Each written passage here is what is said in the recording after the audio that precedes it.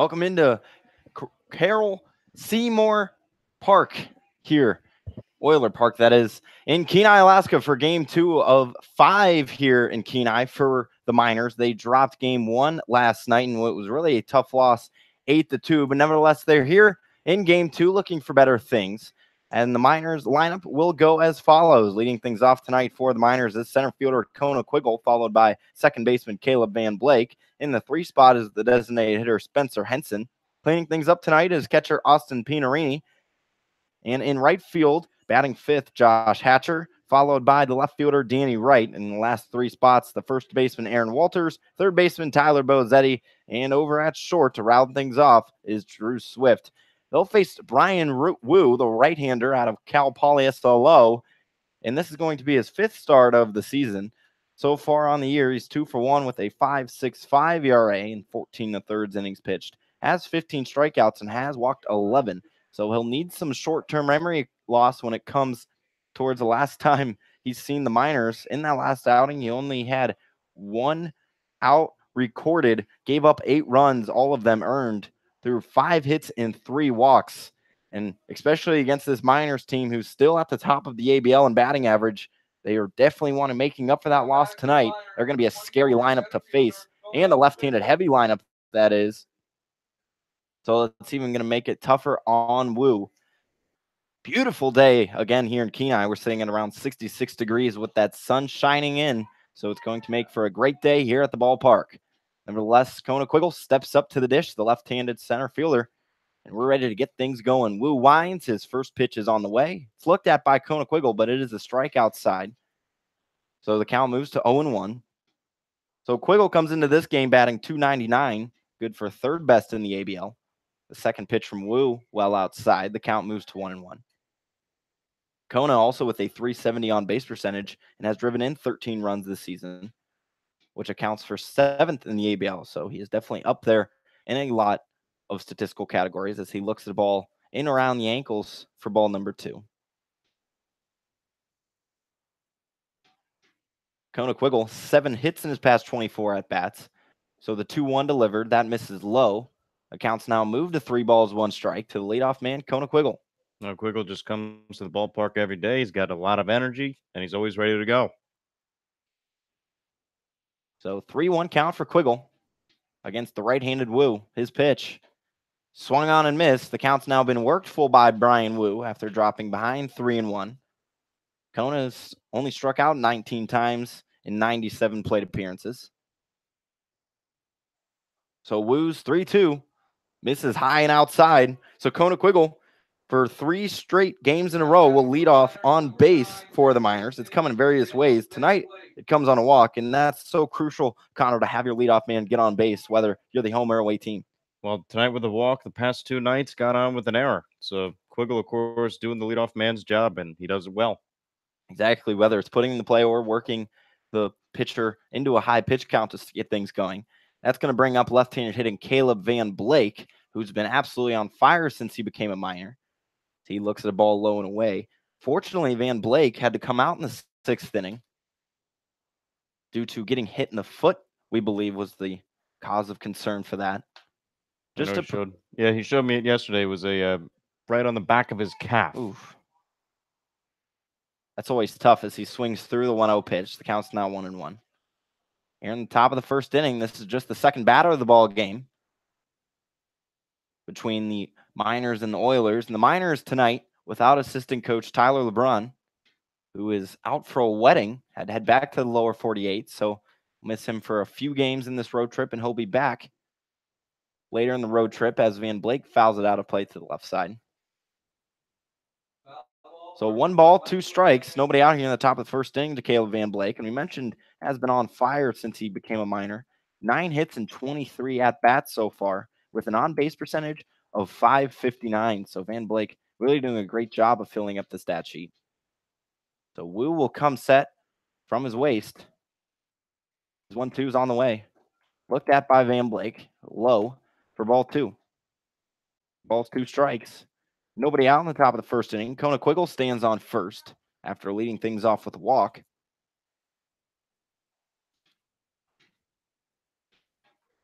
So Van Blake looking This is just his third game against the Oilers played. Woo's 2-2. That misses high and away.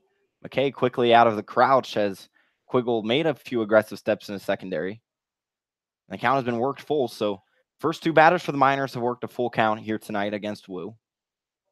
And always crucial to work the starting pitcher. So Woo's payoff is on the way.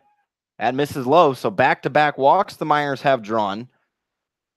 As they've drawn the least amount of walks this season, now they have 88. So there will be a mound visit.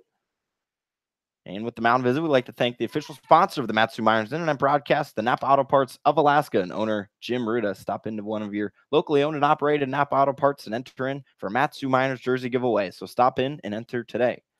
So the defensive alignment goes as follows. McKay will be catching the balls and strikes for the Oilers. Over at third is Zaleski. At short is Kunst. At second is Spigel. And over at first is Leonhardt. In left field is Bible. Center field Novus. And in right field is Ferris. So after those back-to-back walks, it brings up the Miners' best bat in Spencer Henson. You know, Henson, of course, he's been on a tear earlier on this season. You know, batting average took a dip below 380, but I mean, hey, 377 is not too bad. No, not at all. And that 377 sits second in the ABL. As Spencer last night went 1 for 4, had 2 RBIs to bring in the Miners only 2 runs as they dropped last night's contest to the Oilers 8-2. And they also will fall behind in the season series 3-2. But right now they have the last laugh as they are ahead of the Oilers by 1 game in the ABL standings. So the Miners are atop of the ABL currently. And the Oilers do have a chance tonight. With a win, it would tie things. But the Miners want to start increase steadily that total. So Woo comes set. Runners on first and second. Nobody out here in the top of the first inning. No runs have come across. The first pitch into Henson misses high and in. So the counts move to 1 ball, no strikes. Mentioned 2 leadoff walks for the Miners drawn. So the middle infield will play a double play depth. Other than that, the other positions in its natural spot as Henson fouls it straight back to the netting. So it moves the count to 1-1. And now, you know, whenever the fastball is fouled straight back, you know he's right on it, just a little under it. Didn't have the up or down, but is seeing the ball pretty well. Exactly. He's been seeing the ball all season, so not season that is. And so not surprising he was on it right there. Nevertheless, the count's 1-1 with nobody out. Woo coming set. His pitch to Henson is lined down the third base line. That's going to be fair. Running over to make the play is Bible. Quiggle will score from third. Advancing all the way to third from first is Caleb Van Blake. And Spencer Henson does it again in back-to-back nights. Has RBIs for the Miners. This time just 1 RBI, but nevertheless, it gives the Miners a 1-0 lead. There's not enough words that you can use to describe Spencer Henson, but he just hits the ball. He's a pure hitter, sees the ball tremendously, and, you know, puts the ball in play. So with nobody out, the Miners already have 1 run across to give them an early 1-0 lead over the Oilers. And you have to remember last time Woo faced the Miners, they only recorded 1 out in his appearance and gave up 8 runs, all earned. So the Miners know how to hit Brian Woo. And now that brings up the Miners' top RBI guy in Austin Pinerini. So righty on lefty matchup as Woo's first pitch misses low. Counts now 1-0. The Miners with runners in second and third here in the top of the first inning, thanks to Spencer Henson driving across the game's first run. Pinerini does have 5 RBIs against the Oilers so far this season, and he lines one right up the gut. That's going to be 1 more as Spencer Henson's held up at third, but Caleb Van Blake crosses home to extend this lead 2-0 thanks to Austin Pinerini's RBI single. Well, it's happening again. The runs are coming in here against Brian Woo in the first inning. Woo, of course, gave up 8 back when he last faced the Miners. Now there are 2 in. So Austin Pinerini now up to 18 runs batted in on the season as the Miners have runners on the corners with an out yet to be recorded in this ball game. As we sit in the top of the first inning, the Miners lead 2-0. And Josh Hatcher will step in from the left side. He bounces one behind him foul to move the count to 0-1. This is just Hatcher's third game being played as a minor so far. 3 hits and 10 at bats. He's been seeing it quite well from Mississippi State. The 0-1 to Hatcher is lined just foul over to the left side. So the count is now 0-2. And you know the Miners were eager to hit yesterday, only being held to 2 runs. They do lead the league in runs scored with 115. So you know they're eager to jump on the Oilers early. And that's sort of been their game plan of late.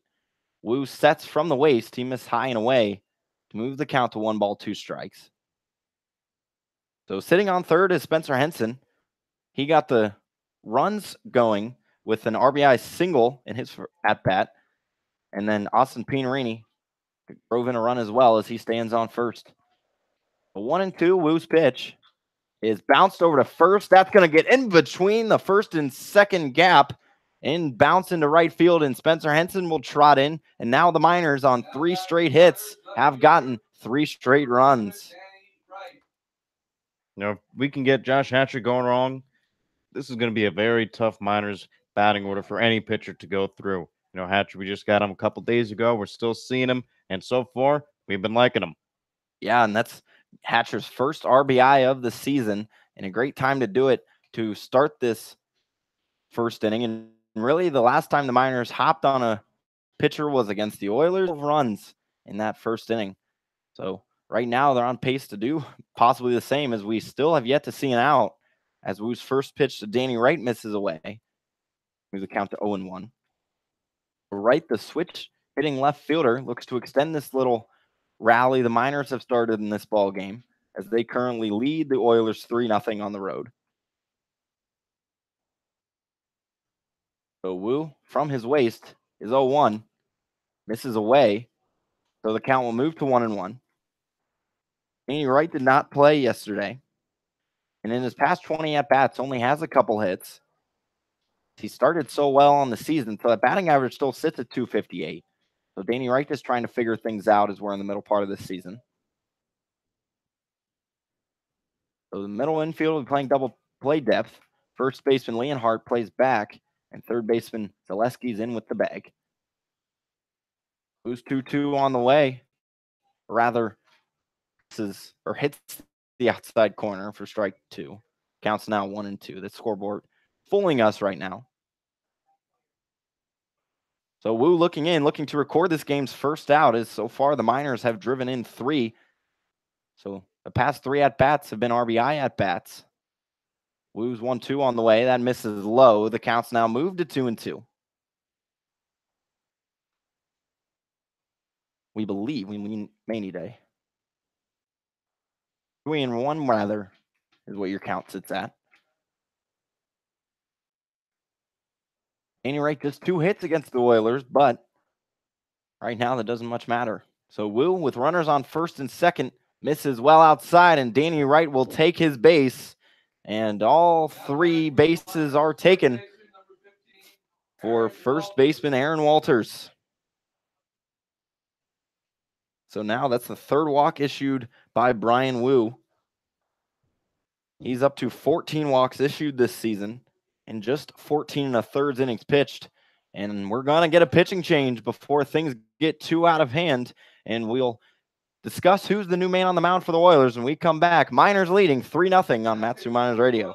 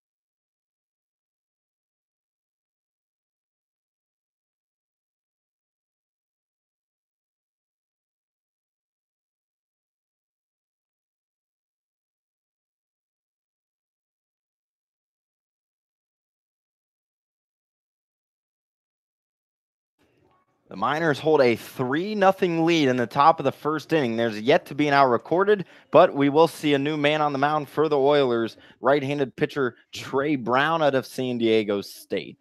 So Brown steps in with the bases loaded for the Miners and nobody out, and they've already had 3 runs come across. And last time the Miners went off in the first inning, they did not score any of their runs before the first out was recorded. So far they're already ahead of that with 3 runs and nobody out. Well, yeah, the last time up, Austin Pianarini was a 3-batter in that last game. He was retired and then went on to hit a home run, his only home run of the season. So then now he comes back with an RBI single here. So that was already the only blemish against the Miners through the first trip around the lineup.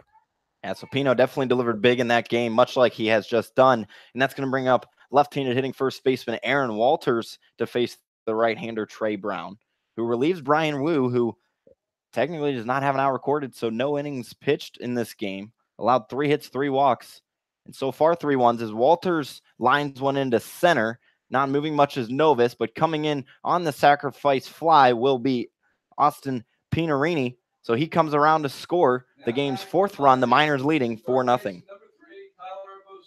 Good piece of hitting. I'm sure he would have rather had a base hit, but sacrifice fly works, gets the RBI in.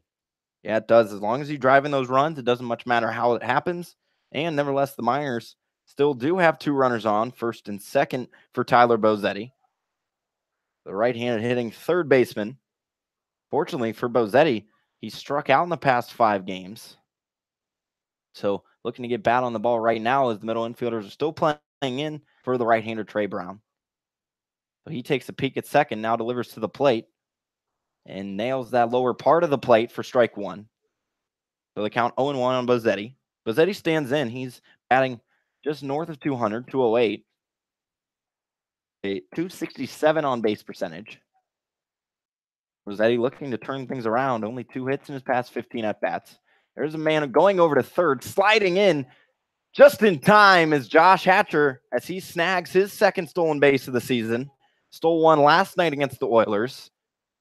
So make it 2 in the past 2 games now for Josh Hatcher.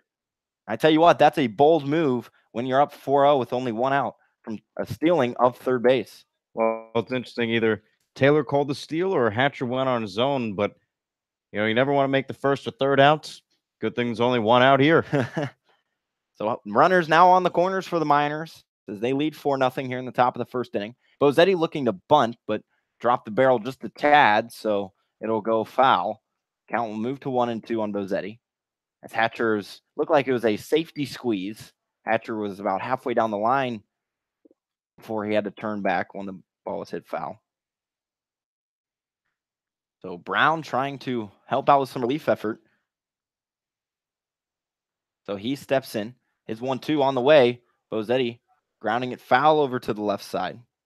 So the count will stay at 1-2.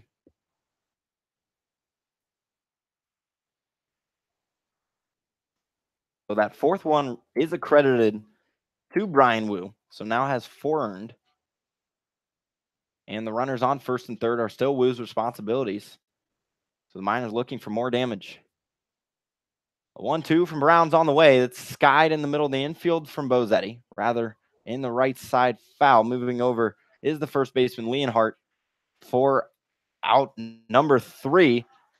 And just a base running error there for Danny Wright, as he may have thought that there may have been another out or that it was going out of play. Nevertheless, it is a double play for the Oilers, and they get a lucky break there as the Miners now only scoring 4 in that first inning of work. So Miners leading the Oilers 4-0. We'll bring you the bottom half of the first inning. We'll come back on Matsu Miners Radio.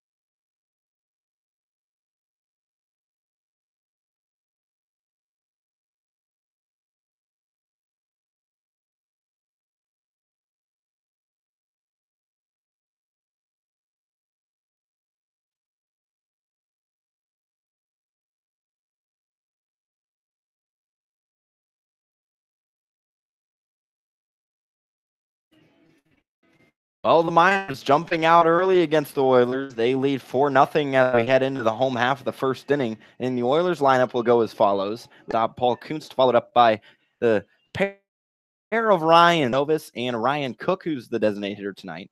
And cleaning things up for the Oilers is right fielder Calvin Ferris, followed by Chad Bible, the left fielder, and third baseman Zach Zaleski. And the last three are catcher John McKay, first baseman Brian Leonhardt, and in the ninth spot, second baseman Bryce Bigell. So Paul Kunst will step in. They're going to face right-handed pitcher Jonathan Guardado, who on the season through 4 starts is 1-2 with a 3.48 ERA, and in 20 2/3 innings pitched has 22 strikeouts and 9 walks. So Guardado, his first pitch misses high, trying to sort of bring back his well ways, as in his last start in 6 innings pitched, he gave up 7 runs. Only 5 were earned on 13 hits. So Guardado trying to settle in as he misses high, counts now 2-0. But the positive for Guardado is that in his 2 starts prior to that, he was the winning pitcher in one of them. In 11 innings pitched, only gave up 1 run. So he finds the zone with a fastball on the outer part of the plate. The count's now 2-1. So Guardado trying to get back to those 2 starts before his last one. And the right-hander hitting Paul Kunst now as the count's 2-1. Make it 3-1 as Guardado missed low. Kunst comes in batting .235 on the season with 5 RBIs. Has also walked 7 times. Guardado's 3-1. This nails the lower part of the plate. Counts now full to Paul Kunst. So Quiggle let it off for the Miners. Ran a full count. And Paul Kunst does the same thing. Guardado from the wind, his pitch. Misses outside on the breaking ball. So Paul Kunst, just like Kona Quiggle, will lead things off with a base on balls. I'm sure after taking the lead, a 4-0 lead, and then giving up a walk from Guardado, not the thing he wanted to do. But, you got 4 runs to play with. You can take a big breath and settle in here against the second batter. And that wasn't Guardado's problem in his last start, as he only had the 1 walk. So his command wasn't quite the issue. It was just the Chinook batters really had a beat on him. Nevertheless, that brings in right-handed hitting Ryan Novus. So righty on righty matchup. Back-to-back batters to start the bottom of the first inning. Guardado misses high. Counts now 1-0. So Guardado already pitching in front before he even threw a first pitch. 4-0 the Miners lead with that 4-run first inning, which ended kind of not in the best way, doubling up on a flyout over into foul territory. So Guardado working from the stretch. His 1-0 misses high. Counts now 2 balls, no strikes. And catcher Austin Pinarini will make a mound visit along with pitching coach Jeff Erlab. So Pinarini is behind the plate tonight. Over in the hot corner is Tyler Bozzetti. Shortstop Drew Swift. Over at second, Caleb Van Blake. And over at first is Aaron Walters. In the outfield and left field is Danny Wright. Center field, Kona Quiggle. And in right field is Josh Hatcher. Those are your defensive starters for the Matsu Miners, who hold that 4-0 advantage over the Oilers. Miners already knocking out the Oilers starter before he could even get 1 run across, as he saw 6 batters. And before he came out, he allowed 3. And then thanks to a sacrifice fly from Aaron Walters, the next run that came in was his responsibility. So 4 earned runs tonight for Will. Is sliced fouling over to the right side. Out of place. So 2-1's the count. Bottom of the first inning. Miners lead 4-0. Kunst is on first after a leadoff walk. His 8th of the season. Novus batting .256 with a .306 on base percentage. So not doing too bad getting on base. The 2-1 from Guardado misses low and inside. The counts move to 3-1. Novus has 4 hits against the Miners with 1 RBI. And is coming in on a 7-game hit streak where he's batting .559 in those 7 games played, as he grounds one up the middle. Moving over to make the play is Drew Swift, and he tried to toss it, I believe, over to Caleb Van Blake, but they seemed like they were super close to each other, so the toss is high, and sliding in safely is Paul Kunst into second. So we're sort of an awkward play there from Swift. So Kunst moves over on the error, and Novus will reach first on the error as well. And that brings up one of the Oilers' best hitters, Ryan Cook, who hit a 3-run home run yesterday against the Miners. It was actually the game's second home run, as earlier in the inning they had a 3-run shot as well. So Guardado misses outside. The count's now 1-0. And really, despite the defensive mishap, Guardado, he just has to find the zone, keep on pitching. He got his ground ball, but unfortunately the Miners were not able to turn a double play. Guardado was sort of in a similar spot last time he was on the mound, as he delivers a fastball on the outer edge for a strike. We mentioned gave up 7 runs in that last outing, but only 5 were earned, as the Miners did have a few errors in that game against the Chinooks. Ended up going on to lose 7-6. So Guardado delivers a breaker that drops in. The count now moves to 1-2.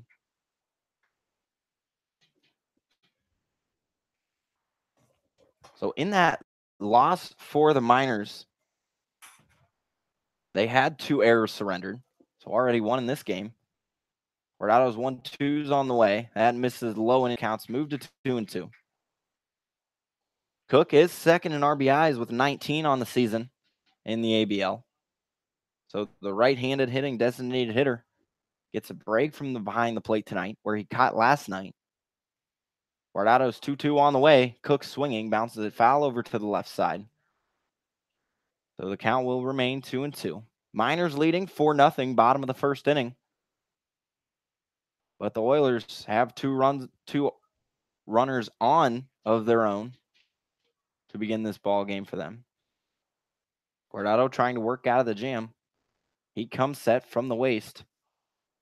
His 2-2 pitch is rocketed over to third base. Bozzetti swallows it and tags the third for out number 1. The throw across the diamond, not in time for out number 2. So the Miners do record their first out, thanks to Bozzetti getting the 1-hopper and then tapping third base. It was a good play from Bozzetti. He knew, all right, let's get the leadoff runner. Then he tried to get the double play, and it was a good scoop by Aaron Walters, because if that ball got behind him, nobody was backing him up. It really was, and that's always important when the first baseman can handle throws like that so well. It can really save you in a lot of ways. Guardado's first pitch into Calvin Ferris is fouled straight back. So the count will move to 0-1. Ferris comes in 5 hits in his past 6 games, but overall in the season, not doing that well, as he only has 3 hits overall in the past 15 at-bats. So he swings through. Or rather, check that, 5 hits in his past 6 games played. I stand corrected.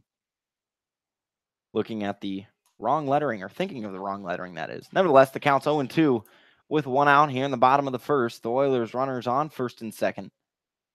Guardado on the mound for the Miners. The right-handed thrower offers up an 0-2. That nails that lower outside corner for strike 3. So Guardado sets out Ferris for the first time tonight on strikes.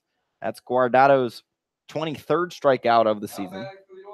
And what a pitch there from Guardado to paint that outside corner. When he hits pitches like that, he's on the mound. It's been a little bit of a slow start. Had to deal with the error, but getting the first out was big, and getting the second out with a strikeout looking is huge. Guardado looking like he's settled in just a bit here. Still runners at the first and second base bags. For Guardado's, he delivers a first pitch breaking ball that hits the lower part of the plate for strike number 1. So right-handed hitting left fielder Chad Bible steps in, only his second game of the season, as he went 1 for 2 yesterday with an RBI, with a double, and also walked. Walked twice, that is. So the 0-1 is slapped foul over to the right side. So Guardado ahead in this count 0-2 and looks to get out of this inning unscathed, as his Miners currently lead 4-0.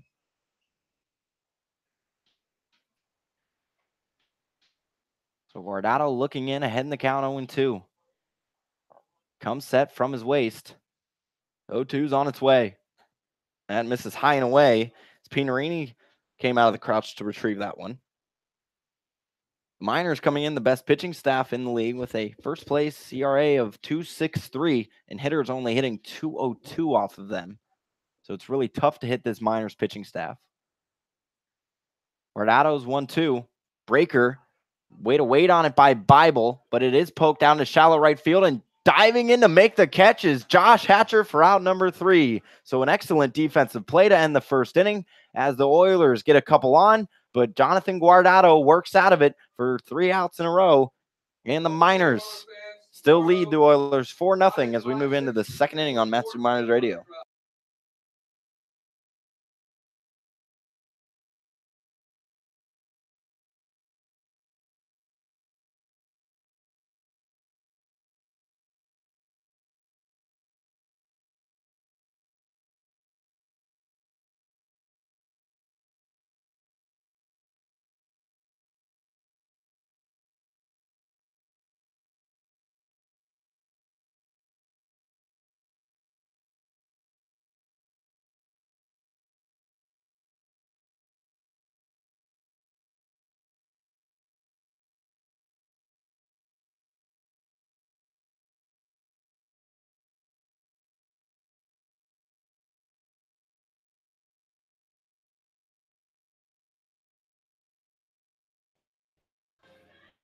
Miners 4, Oilers 0 here in Kenai as we enter the second inning. And the Miners, the only man that didn't bat in that first inning was the 9 batter in Drew Swift. So he'll lead off the inning for the Miners. And he's used to that leadoff spat because in the beginning part of the year, he was batting leadoff for the Miners. Due to some lineup changes and figuring things out, he is now batting lower in the lineup. But nevertheless, he will still face Trey Brown, who came in to relieve Brian Wu. He faced the last 2 batters of the Miners order. So Brown, this is his 3rd time seeing the Miners. In 4 innings against the Miners so far in the season, has not allowed a run yet. Was actually the winning pitcher the first time he saw them on June 12th. So if the Oilers can turn it around and come back, he would be the winning pitcher on record. If he goes long in the 4 innings, that is. So Brown, the right-hander, will face the right-hander in Drew Swift, who comes in batting an even 200. But does have 10 RBIs on his second in stolen bases with 11. So Brown's first pitch of the second inning, that misses low and actually hits off McKay's foot and bounces behind him. So Drew Swift is the only Miner to play in every single ball game. So he's played in all 26 contests. Playing it short for most of them. Played once at third base. So the 1-0 from Brown, that misses low and in the dirt. Move the count to 2-0. And it's really remarkable to have a guy, especially in a summer league, to play all of your games so far. 26 games in a row. That's pretty impressive. Well, it just shows to go how great of a defensive shortstop Drew Swift is, you know? And the 2-0 misses. Rather hits that outside edge. The count's now 2-1. You know, for Swift, he's got great speed. He's got great hands at short. And I think we've heard the manager, Ben Taylor, say, you know, he's one of the best shortstop, if not the best, that he's ever coached.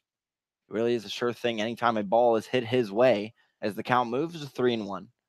Swift also with a lot of speed. We mentioned the 11 stolen bases, but it really is shown off in the field. He's chased down a lot of fly balls over in the foul territory on the left side. Again, he's got that speed to make it. So the 3-1's on its way. Swift swinging, fouls it straight back. Swift now a full count against Trey Brown. Brown out of San Diego State and hails from Bonita, California. So the right-hander, this is his 9th appearance in 14 2/3 innings before coming in as Swift pops one up into shallow center. Coming in is Novus. He calls everyone off, and he'll make the catch for out number 1. Going back to Trey Brown's stats, coming into this game, 14 2/3 in 8 appearances, has an ERA of 1.84, 14 strikeouts, and has issued 6 walks. So Brown has been efficient as a reliever for the Oilers. Has not gone longer than 2 2/3 innings pitched. So he comes set, the right-hander against left-hander Quiggle, and he'll miss inside for ball 1. And Quiggle got things going last inning with the leadoff walk, and then was the first run to come around and score. So it all took was a little walk for the Miners to pounce on the Oilers early. So coaching first base tonight is Jeff Furlab. We mentioned in the absence of assistant coach Tyler LeBrun. Interesting to see how that works out as Quiggle ropes one down the line in right field. That is fair. A one-hopper to the wall. Quiggle around first, heading into second. Rather, he's going to speed around second and try to get into third. He'll get in there before the throw. So Kona Quiggle with his second triple of the season with one out gives the Miners a runner in scoring position and a great chance now to extend this 4-0 lead. You know, Quiggle just seeing the ball well and a nice line drive right out into right field. So with that 4-0 advantage, the Miners now have a runner on third with only one out, and one of their hottest hitters at the plate in Caleb Van Blake, who also walked back in that first inning. So the left-handed hitter will bat now. Corners are in for the Oilers. Middle infield still will play at their normal spots as Van Blake grounds one foul over to the right side. So he'll drop 0-1. So Van Blake with 4 walks now on the season for the Miners. The 0-1 from Brown is fouled off Van Blake's foot. So the count will move to 0-2. Brown looking for the second out of this inning. With Kona Quiggle standing on third thanks to his triple. Now all the infield will move in. Maybe we'll put down a bunt or hits one on the ground. Van Blake does have a hot bat, so got to make a quick move if you're an infielder. Brown's 0-2 is popped just over the third baseman Zaleski's head and will drop. So if Zaleski would have played in his normal spot, probably would have made the catch. Nevertheless, Kona Quiggle comes in to score the Miners' 5th run of the game. Now we've seen those plays go against the Miners, and finally one goes their way. You know, Van Blake doing a nice job, just getting the bat on the ball with a 0-2 count, drives in a run. And just said Zaleski, if he's playing his normal third base spot, maybe he makes that play, but no chance since he was in. So Caleb Van Blake with his 8th RBI of the season, and that's going to bring up Spencer Henson with one out. And now the Miners lead the Oilers 5-0. Miners were the first ones to score in yesterday's game thanks to Spencer Henson's 2 RBI hit. As Brown misses inside, the count goes to 1-0. But unfortunately, did not score past that point. And then the Miners scored 8. Rest of the ball game to go on and win 8-2. So right now they hold the series record 1-0. Single series as it is, as Henson grounds one over to third. The toss over to second for one and back to first is not in time. So they only get one out of that. And now 2 outs here in the top of the second inning. Now back to the Miners, catcher number 20, Austin Pinarini. So 1 down for the Miners. Henson did reach on the fielder's choice. Scratch that, 2 down. As Van Blake's slide seemed to shake up Bryce Big Al. Nevertheless, it brings up Austin Pinarini, the main RBI man for the Miners. Already has 1 tonight. With that single back in the first inning. First pitch into Pinarini. Nails the lower portion of the plate. The count's now 0-1.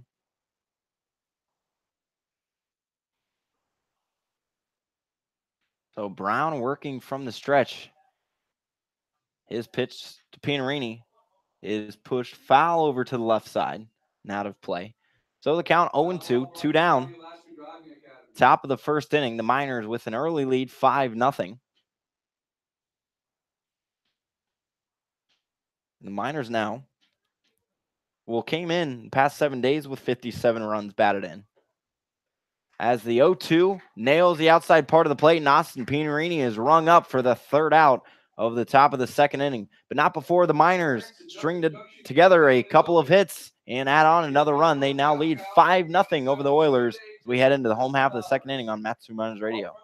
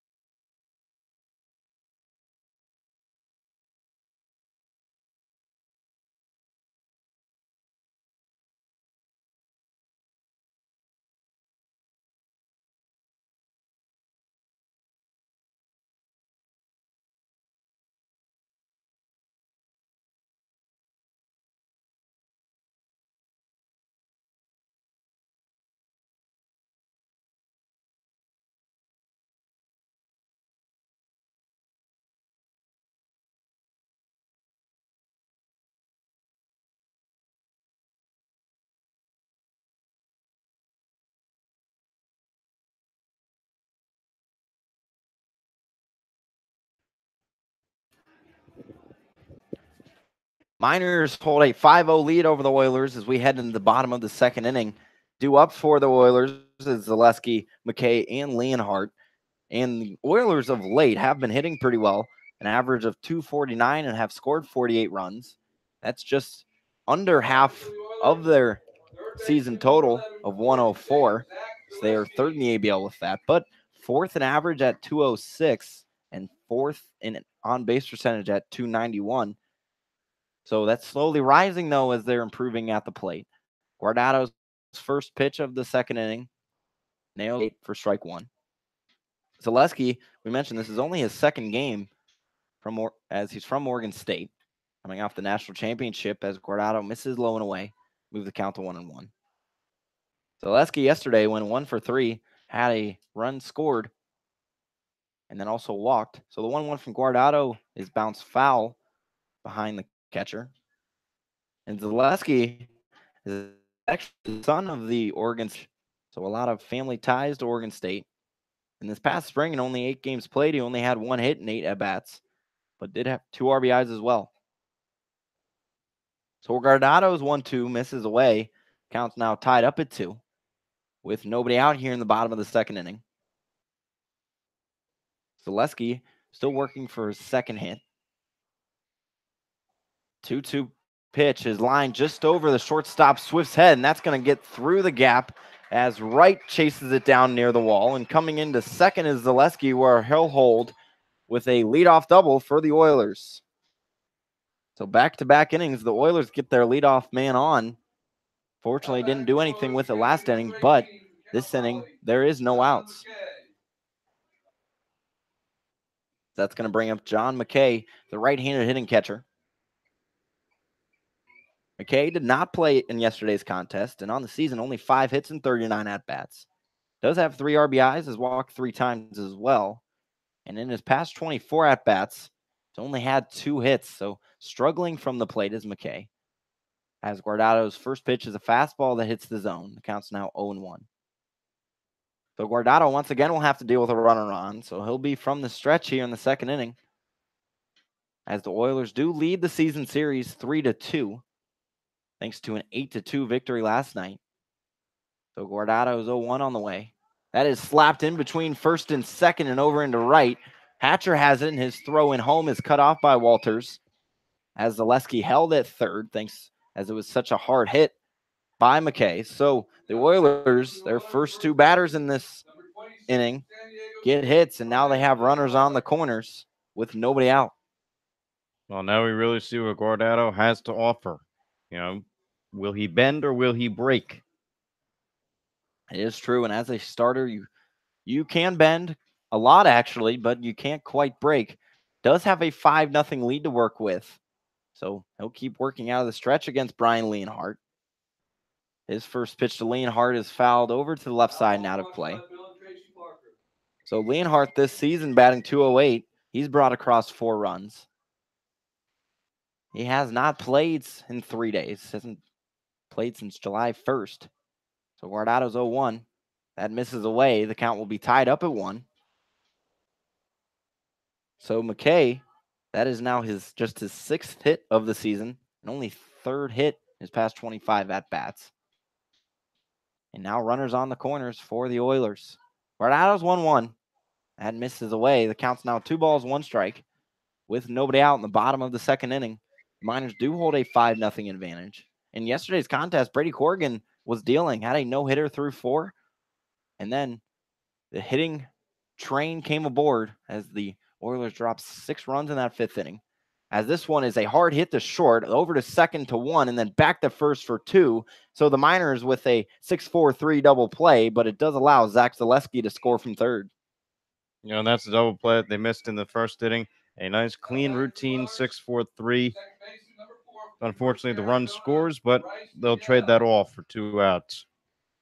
Yeah, you always, when you're up as much as the Miners are now, 5-1, anytime you can help out your pitcher a little bit and get some outs, you're going to do it. As this one's fouled off and out of play by Bryce Brigel, the right-handed hitting third baseman. Comes into tonight, it's just his 50th at-bats in the 49 prior, has 4 hits. So an Arizona Wildcat versus an Arizona Wildcat right now between pitcher and batter. As Miguel fouls one over to the left side. Counts now 0-2. So Guardado ahead, looking for his second strikeout of the night. As the Miners still hold a 5-1 advantage. So Guardado's 0-2. That misses low and away for ball one. Miguel only one hit against the Miners. And only 3 hits in his past 12 at-bats. So struggling of late is the lower half of this Oilers order, but they did get the first run across for the Oilers, and Bryce Miguel will swing through for out number 3 of the inning. So 2 strikeouts now for Jonathan Guardado, but before that second strikeout, the Oilers did get a run across, and the Miners still lead the Oilers, however, 5-1, as we have come to a close of the second inning.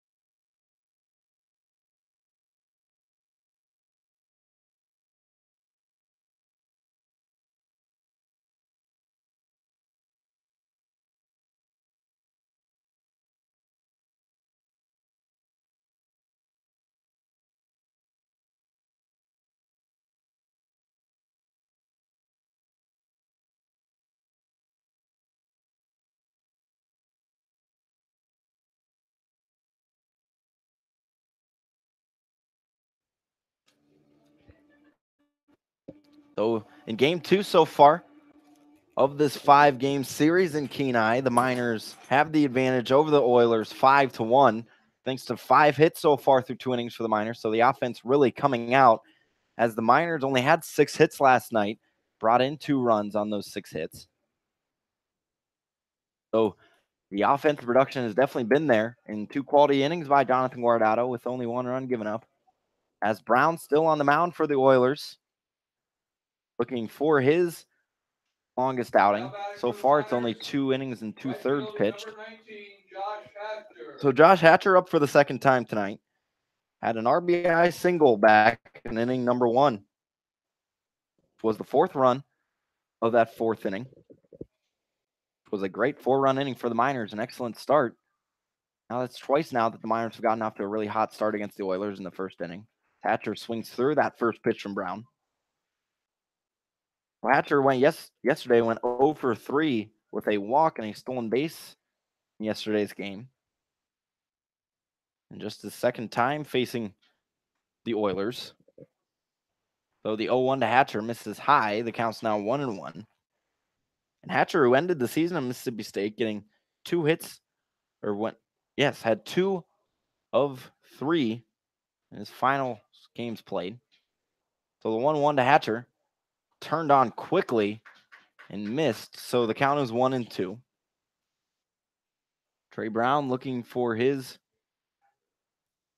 16th strikeout and 2nd of the game. So the Oilers will definitely run through the bullpen tonight, thanks to Brian Wu getting pulled before even an hour was recorded, as the 1-2 misses high and away. McKay was set up high and away, so Brown hit his spot. Hatcher now with his first RBI of the season, who's been fit into this Miners lineup quite nicely. So the 2-2 swung on and missed by Josh Hatcher for out number 1. So the second strikeout of the night for Trey Brown, as he's settled in. No earned runs to his name, as the Miners did tack on when he was pitching, but it was a test to Brian Wu. So he's been doing a great job ever since coming in that first inning. So 7 outs so far, no runs given up for Brown. Check that, 1 run, thanks to last inning's hit. So Danny Wright steps in, the switch hitting left fielder. Brown comes set from his waist. His pitch swung on by Wright and lined into right field a few hops before Ferris can gather it up. So Danny Wright gets his first hit of the night. Second time he's reached base. He reached on a walk back in the first inning and then was awkwardly doubled up when Tyler Bozzetti flew out into foul territory on the right side. All right, just kind of lost the the count of how many outs were there. And Danny now just coming back and getting a single. It's a nice sign that he's put that behind him and is ready to move forward. Yeah, it's always tough, but you just got to put it behind you, just like any sport, especially baseball. Put it behind you, move on to the next at bat and next out. So with only one down and a man on first, Aaron Walters steps in. He looks at a strike in the middle part of the plate, so 0-1 the count. Danny Wright aboard on first. Aaron Walters, who had a sac fly in his last at bat, to drive in a run. He is now down on the count 0-1. The pitch to Walters is flied over to the left side and out of play. So 0-2 to Aaron Walters. Walters on the season has only struck out 15 times. He came in tonight batting .209 and only has one hit in his past 11 at-bats. So sort of struggling of late, but right before that, he was starting to tear it up as he swings through this one and just tips the end of the bat to keep himself alive. So Miners 5, Oilers 1, as we have 2 outs here in the top of the third inning. Aaron Walters, left-hand hitting first baseman, in at the dish. Walters with the no batting gloves. As Brown comes set, his 0-2's on the way. That misses outside, so the count moves to 1-2. Infielders playing at double play depth. As the Miners do have 1 out, so a double play would end the Miners hitting half of the inning. The Miners now have lost 3 out of their past 5 games, road games that is, and Wright's on the move, so a hit and run as Wright stops it into shallow left field, coming in all the way just behind the infield grass is Bible, and the ball was dropped, I believe. It was dropped, so Wright will be called out at second as he was still staying on first, thinking the ball was caught. Nevertheless, Walters now will replace him on first. So really nothing Danny Wright can do right there. No, nothing really he can do. It looked like the ball was going to be caught. It was dropped in transition, and I think that's what the meeting on the mound is going to be about. But really, Danny Wright, just a couple of unfortunate base running, not mishaps, but just this one he could do nothing about, Yeah, you're exactly right. As Bible came all the way in, as Paul Kuntz moved over to second, thinking Wright was going to steal. Bible rather was just a few steps behind where Kuntz normally plays as he tried to make the catch. And from our vantage point, well, at least mine anyway, it looked like Bible did drop it. I saw the ball drop out of his glove as he was coming down with it. Nevertheless, there was going to be a runner on first and 2 outs. It's going to be Walters instead of Wright in this situation. Play looking to bunt. He pops it up over the third base line, and running under it and making the catch is McKay for out number 3. So back-to-back outs for the Miners to end the inning. They do not get a run across, but do get a man on. So the Miners lead the Oilers 5-1 as we head into the bottom half of the third inning.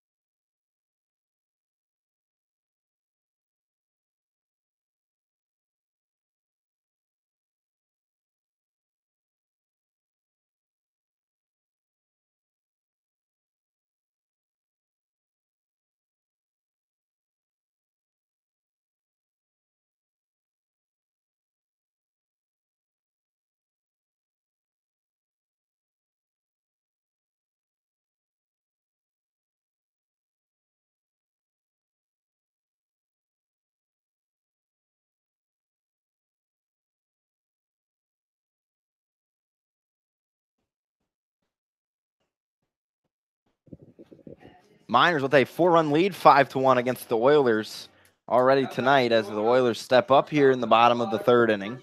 They'll have their leadoff hitter to start this inning, Kunst, Novus, and Cook. So the first 3 batters in the Oilers starting 9 are going to lead things off here in the third inning. They're still going to face Jonathan Guardado, who's worked out of a few allowed. So his first pitch here in the bottom of the third hits the outside part of the plate for a strike. Kuntz tonight walked back in the first inning and then was the first out for the Oilers as Bozzetti made a play and tapped third for the first force out. So the 0-1 on its way. Nails the outer part of the edge again. So Kuntz is down in the count 0-2. He's only struck out 8 times this season through 85 at-bats. So pretty good clip. Have the second least amount of strikeouts as Kuntz bounces it into that Miners dugout on the left side. As they have 190 total on the season. Now up to 192 thanks to Guardado's 2 punch outs tonight. So on the mound from the wind, Guardado deals. 0-2 is slapped foul over to the right side and out of play. So we'll stay at 0-2. Guardado having to work for this strikeout. Mentioned the Oilers leading this series right now 3-2. We'll see a lot of things happening as these teams still have a few more games to be played after tonight. Unless Guardado winds and deals, the 0-2 on the way, bounces in the dirt for a ball. And I believe that hit home plate umpire Scott Johnston in the chest pad as that one went underneath Pinarini. Yeah, always unfortunate when those balls go in the dirt. You really never know where they're going to end up. Catchers always try their best to block them, but you never can tell. So 1 ball, 2 strikes. Guardado's pitch on the way is fouled over to the left side. So the count will stay at 1-2. Kuntz doing a nice job of hanging in there with 2 strikes on him. No, and that pitch was probably a little bit too high to be called a strike, but it was close, so you got to stay alive with it. Always got to protect if you think there's even slightest chance it'll be called a strike. 1-2 is a fastball that misses away. The count's now tied up at 2 with nobody out here in the bottom of the third inning. The Miners lead 5-1. So Guardado's 2-2 pitch is fouled off once again by Kunston. Bouncing out of the dugout to make the play is Josh Haley. As skipper Ben Taylor tosses it now over to the Oilers dugout. Kuntz steps back in after adjusting the gloves for the 2-2 pitch.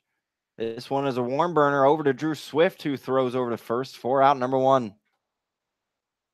Drew Swift makes the nice play for out number 1. That brings up Ryan Novus, who reached on an error back in the first inning to that awkward flip play from Swift to Davis, in which it sailed over Van Blake's head. So Novus looks for his first hit tonight. Comes in on that 7-game hitting streak. Has 4 hits against the Miners. Has also driven in a run. So 1 out, bottom of the third inning. Miners on top 5-1. Thanks to that 4-run first inning and then tacking on 1 more in the second. The Oilers tacked on their first in the second run inning as well. Guardado is a ball to Ryan Novus. So 1-0. Guardado looks in. Now winds and deals. A breaker that nails the lower part of the plate. The count is now tied up at 1. So nice pitch there from Guardado. Really has things working tonight. And Guardado with the curveball, once he snaps it down, sometimes it releases it and he goes a little bit too high. But when he follows through with the pitch, it's a nice breaker. So the 1-1 is popped out into right field, but flying in, trying to make the play is Hatcher, and he mishandled it. So that'll hit the grass. And Novus is now on for the second time this game on what we believe will be an error by Josh Hatcher. Nevertheless, that brings up the ABL leader in home runs, Ryan Cook. He has 5 and hit his 5th last night, a 3-run shot over to left field. So now the Miners up to 2 errors this game. And Novus has reached on both of them. So Guardado works from the stretch now. He's done so in all 3 innings, as the Miners still lead the Oilers 5-1. Cook's first pitch looked at for a ball. Guardado set from the waist. His 1-0's on the way. And that almost hit Novus, or rather Cook, in the left elbow, as he is a right-handed batter. And Novus does have 3, Cook rather, does have 3 RBIs, and all came last night in that 3 RBI home run. So Guardado's 2-0 is delivered. This one hits the zone. The count's now 2 balls, 1 strike. 1 out, bottom of the third inning. Miners lead 5-1. And the Oilers, it took them all the way into the 5th inning to get their first runs, but they did score 6 once they did so. Guardado's 2-1 is delivered into the zone. The count's now tied at 2. So once they started scoring, it came in bunches with 6. So Guardado's 2-2 pitch on the way. It is bounced over to second play and throw over to second for 1 and over to first for 2 is Drew Swift. He got things going. Free double play in Guardado. Even though a runner got on from the Oilers, he gets out of it yet again. So through 3 innings of play, the Miners lead 5-1. And I'll throw it over to my colleague Connor Mills for the middle 3 innings.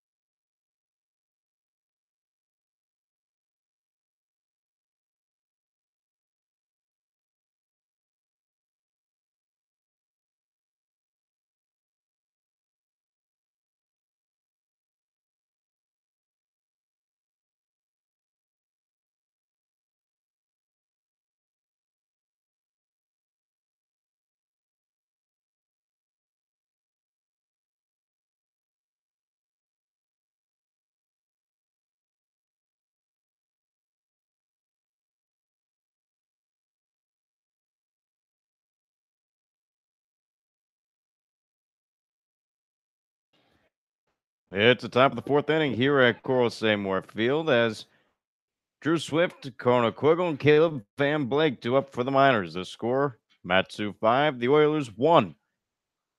Here in the top of the 4th inning. Trey Brown is still on the mound. He came in relief for Brian Wu. Wu did not record an out in this game as first pitch from Brown into Swift is swung on, grounded over to short. Swift on the move. Did he get him? He did. A nice play from Paul Kunst to get Drew Swift.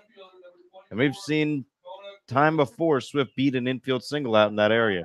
Yeah, it really has. He's always a tough out when those slow ground balls go over to the left side of the infield. But Kunst with a real strong throw from short. So a 6-3 put out for the first out here on the top of the 4th inning with Kona Quiggle at the plate. Kona's having himself a day so far. Walked in the first and also had a triple and came around to score in the second. He also scored in the first inning as well. First pitch from Brown into Quiggle's a pitch that misses the zone for ball 1. Kona came into today batting .299. Batting average dipped below 300, but that will go back up with that triple. In the second, as the second pitch is underway, ground ball over towards second. Bigel has it, throws to first in time for the second out. So Trey Brown having some success here in the top of the 4th inning, retiring Swift, Quiggle. But now we have a toughed out in Caleb Van Blake. And it's really interesting to see how composed Trey Brown came into this game. He came in with bases loaded and has done nothing but really shut down the Miners other than that 1 run given up. So very impressive relief performance right now by Brown.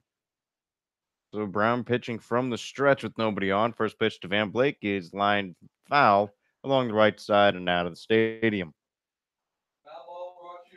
Van Blake so far today, he walked in the first, came around to score, and also had a RBI single back in the second. He went today batting .391.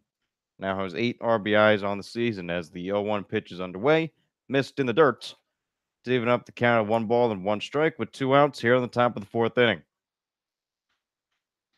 Outfield is straight away on Caleb Van Blake, the left-handed hitter. Infield playing back. Van Blake slightly open stance as Brown comes set. Now he's ready. The pitch swung on and missed. As the count goes to 1-2. Van Blake was really fooled by that pitch, well out in front of it. He'll have to hunker down here with 2 strikes. 1 ball, 2 strikes, 2 outs, top of the 4th inning. Miners up 5-1. Ray Brown's ready, and he deals. Swung on, fouled off. A breaking ball, bouncing in the dirt. So the count remain at 1-2. Van Blake on the season has 2 doubles and a home run. Last time he hit a home run, it came in the game that we've mentioned a lot before, the 17-1 game against the Oilers. As a 1-2 is on the way, misses low and inside, even up the count at 2 balls and 2 strikes.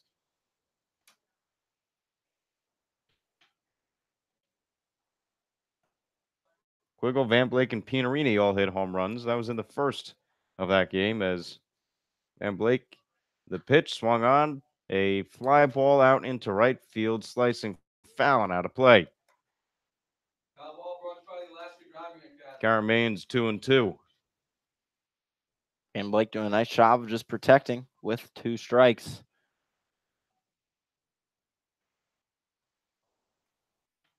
Two balls, 2 strikes, 2 outs. Top of the 4th. The pitch from Brown. Line drive over into the gap for a base hit. A nice single from Caleb Van Blake that went by second and first, as that's his 2nd hit on the day. Spencer Henson coming to the plate. Really nothing new for Van Blake. He's been doing it ever since he stepped on foot to become a minor, and just doing more of the same tonight now with 2 hits. It's been pretty impressive for Van Blake. And for Caleb, he came here a little bit late, went to a wedding, and now returns, and he's still on fire. The other guy on fire, Spencer Henson.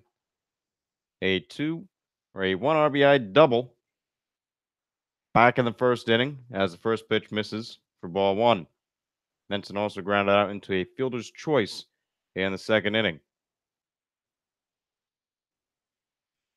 1 ball, no strikes, 2 outs, top of the 4th, runner on first base. Henson at the plate, he's ready, swung on and missed, and then the pickoff attempt over to first is not in time. McKay thought that he could get Caleb Van Blake sleeping over at first, but Van Blake was wide awake. He goes back head first slide. So that was a close play. Yeah, it was, and I think if that throw from McKay is straight on line and doesn't bounce in the dirt before it hits Leonhardt's glove, I think Van Blake may have been out. 1-1 the count to Spencer Henson. Trey Brown. From the stretch, he deals. This one swung on, popped up, coming back into the bleachers, and it will bounce off here.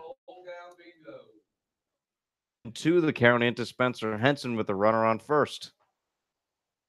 Not the crowd we saw yesterday here at Coral Seymour. The stands were packed, full of Oilers fans looking to see a great game. Yeah, yesterday being July 4th, baseball always wrapped around that. America's pastime, so a lot of people want to see it. The 1-2 swung on. This one's lifted out into right center field, moving back and making the one-handed grab is the outfielder Calvin Ferris. So a long fly out into right field from Spencer Henson. As that'll do it here on the top of the 4th inning. We're moving into the bottom of the 4th. The Miners do lead the Oilers by a score of 5-1. You're listening to the Matsu Miners on the Miner Radio.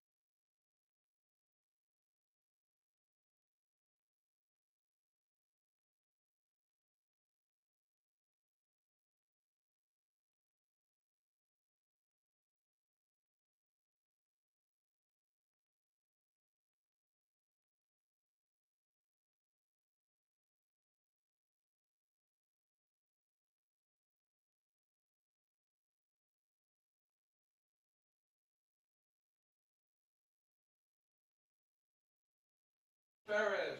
Calvin Ferris, Chad Bible, and Zach Zaleski do up for the Oilers here in the bottom of the fourth inning. The Miners do lead the Oilers 5-1.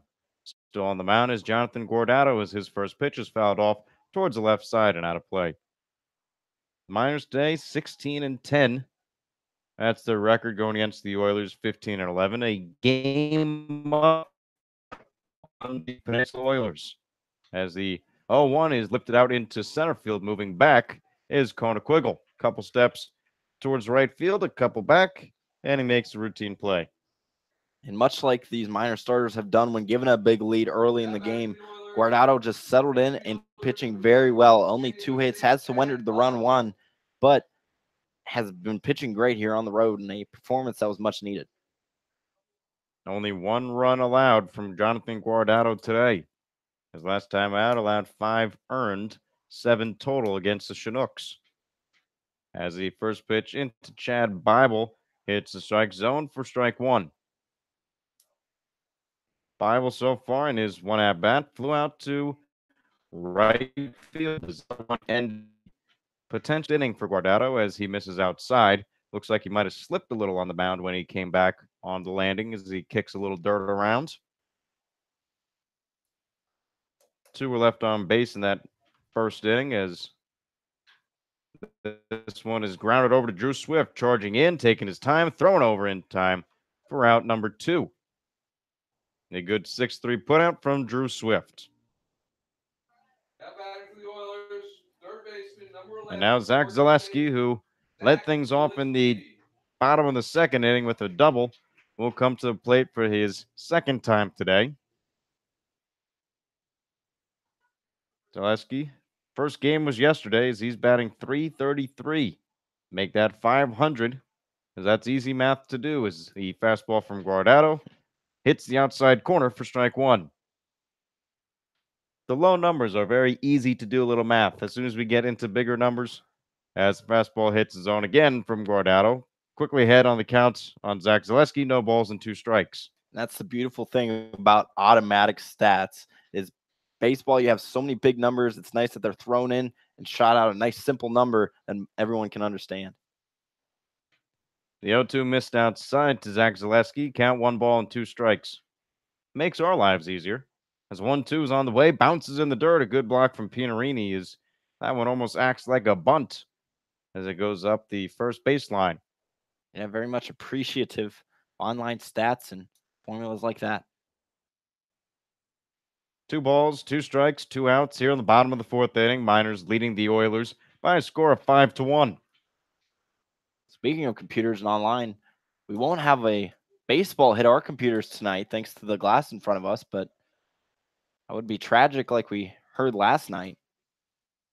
Maybe we saw online one day one of our fellow broadcasters somewhere across the globe. A foul ball hit his computer. This first has time for out number 3 for Drew Swift, but he's able to recover very swiftly as the bottom of the fourth inning is now over. We're heading towards the top of the fifth inning. Miners lead the Peninsula Oilers by a score of 5-1. You're listening to the Matsu Miners on the Miner Radio.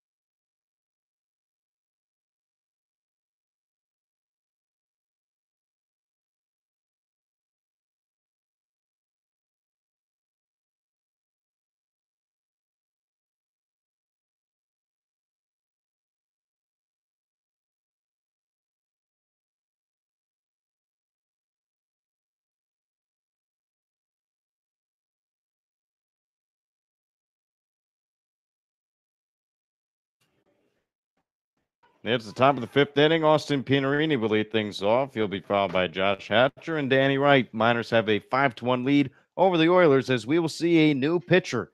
Justin Jaime is on the mound. Jaime comes in relief for Trey Brown, who went 4 innings pitched, allowed 4 hits, 1 run. It was earned as Pianarini's first pitch swinging, flies it, and pops it up to the first baseman, Brian Leonhardt. 1 pitch and 1 out for Justin Jaime. Jaime on the season has an ERA of 5.4, has 1 win, no losses, has started 1 game, but the majority of his outings have come in relief. He's appeared in 9. Has 1 save, has pitched 11 and 2/3, make it 12 with that last out. As now at the plate, Josh Hatcher takes first pitch low for ball 1. 6 strikeouts, 1 walk, and 15 hits, all recorded to Justin Jaime. As the second pitch is on the way, this one's grounded over to short. Check that. Second base, Bryce Miguel has it. And the ball is unable to be corralled by Brian Leonhardt as Josh Hatcher will be on first base on an error. I have to imagine that's going to be a E4. Yeah, either is the throw was low, so I think you are correct, partner.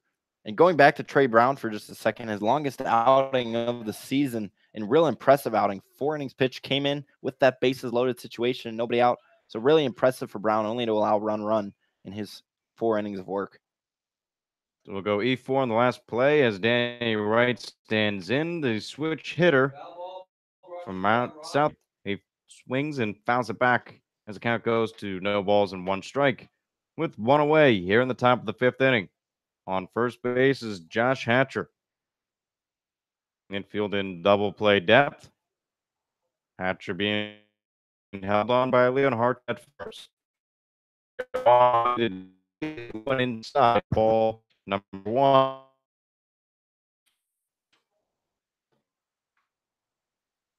Last time the Miners, it's the game again, June 26th, the time the Miners beat the Oilers by a score of 1. He came in, got 2 outs, as that one's be checked over to first from Leonhardt. In that game, he only went 2/3 of an inning, a lot of runs, all were earned, had 4 hits, struck out 2, and 6 batters faced as he's checking over at Hatcher once more.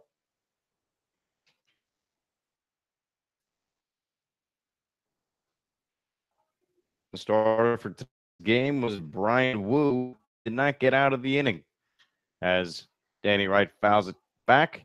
Count 2 strikes with 1 out here in the top of the 5th inning.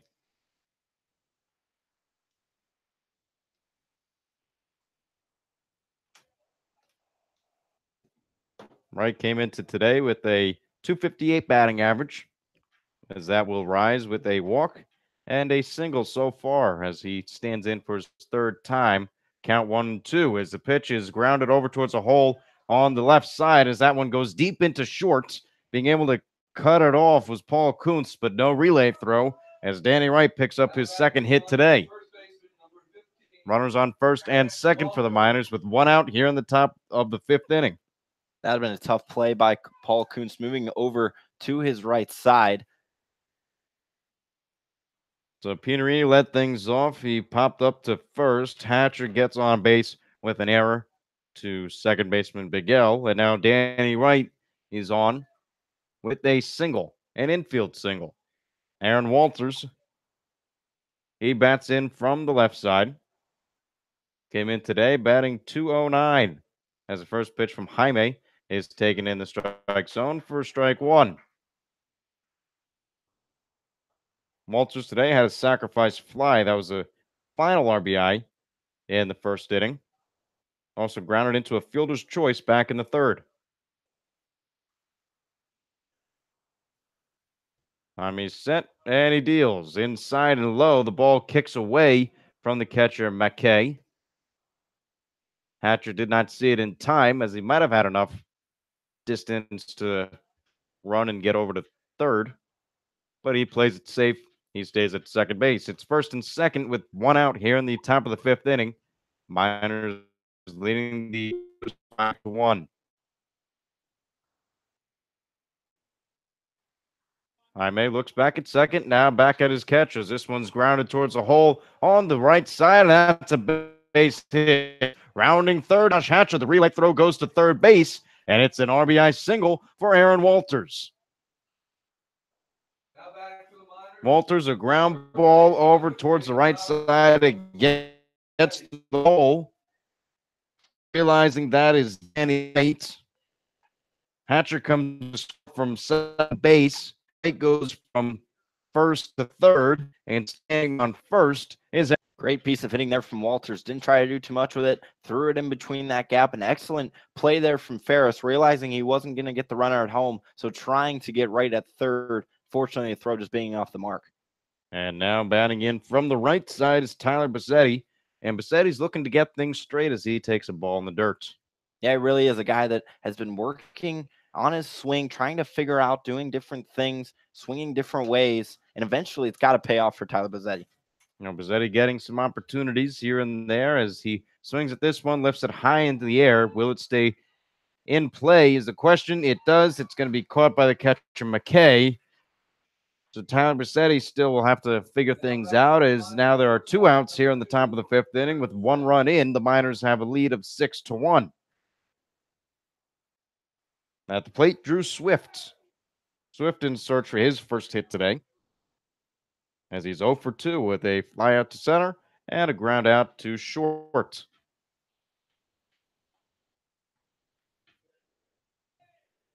The hold from Jaime. He deals, taking in the dirt for ball 1. And Swift doing a nice job today of putting things in play, especially in the last at bat, almost running out an infield single if it wasn't for the strong throw from Kunst. And for Swift, he's right at the Mendoza line coming into today as he fouls the one straight back. Count goes to 1-1. Currently, in real time, he's under 200 as he'll look to raise that here. 1-1 the count, runners at the corners.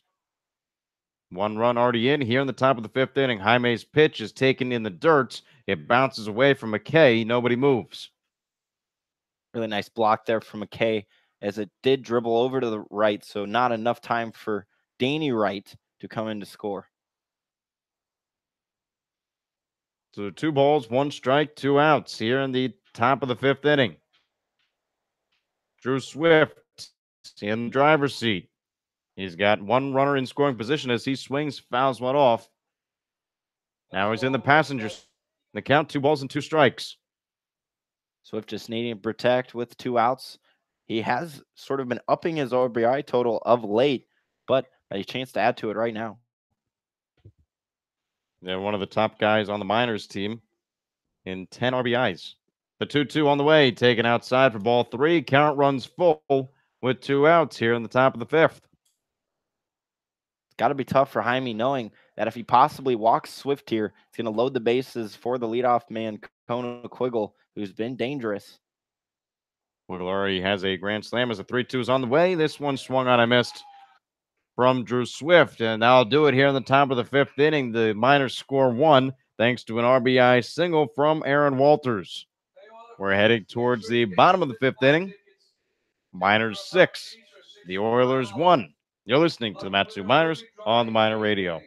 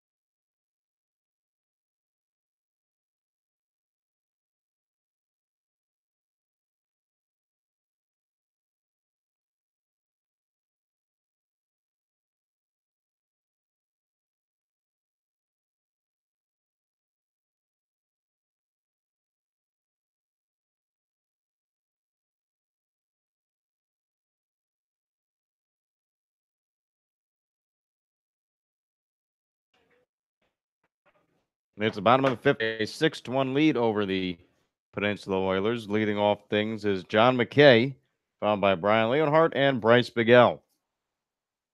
The Miners, 6 runs on 9 hits. As this one is a first pitch swinging, it's foul and out of play. Goes a couple rows deep into the bleachers. By OSK, OMSI. No balls, 1 strike, nobody out here in the bottom of the fifth. There's not been a man left on base for the Oilers, as this one is fouled off yet again from the catcher, John McKay. By Gary and Sharon Hale. The last man left on base was back in the first inning. Has been 4 now, as we're here in the bottom of the fifth. Guardado's 0-2 pitch is swung on and missed, but this one bounces away from Austin Pianarini. The catcher, John McKay, will reach base, but it's going to be a strikeout for Guardado. A strikeout and a wild pitch puts a runner on, and Brian Leonhardt will come to the plate. Yeah, just real unfortunate happening. It seems like Guardado's been the unlucky pitcher all year on the minor staff. Strikes a guy out, but unfortunately, due to the weird hop, the runner does still get on. Leonhardt today, he grounded out into a 6-4-3 double play as the first pitch in. Missed from Guardado, 1 ball and no strikes as this one's grounded over into second base. Caleb Van Blake hurries, tosses to Swift at short, and fired over to first for the 4-6-3 double play Leonhardt has grounded into today. Just got to flip the 4 and the 6, and he got his 2 trips to the plate. Speaking of flipping,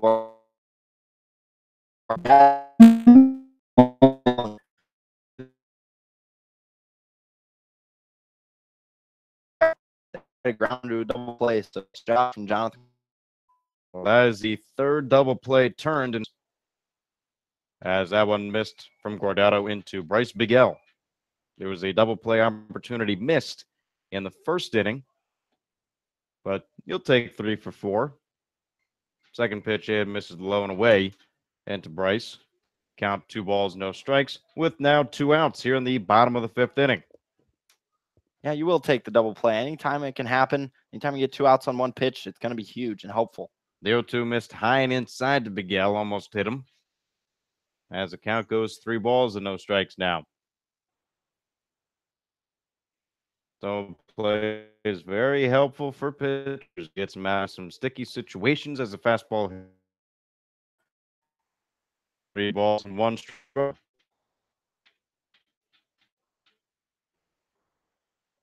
3-1, 2 out, 6-1.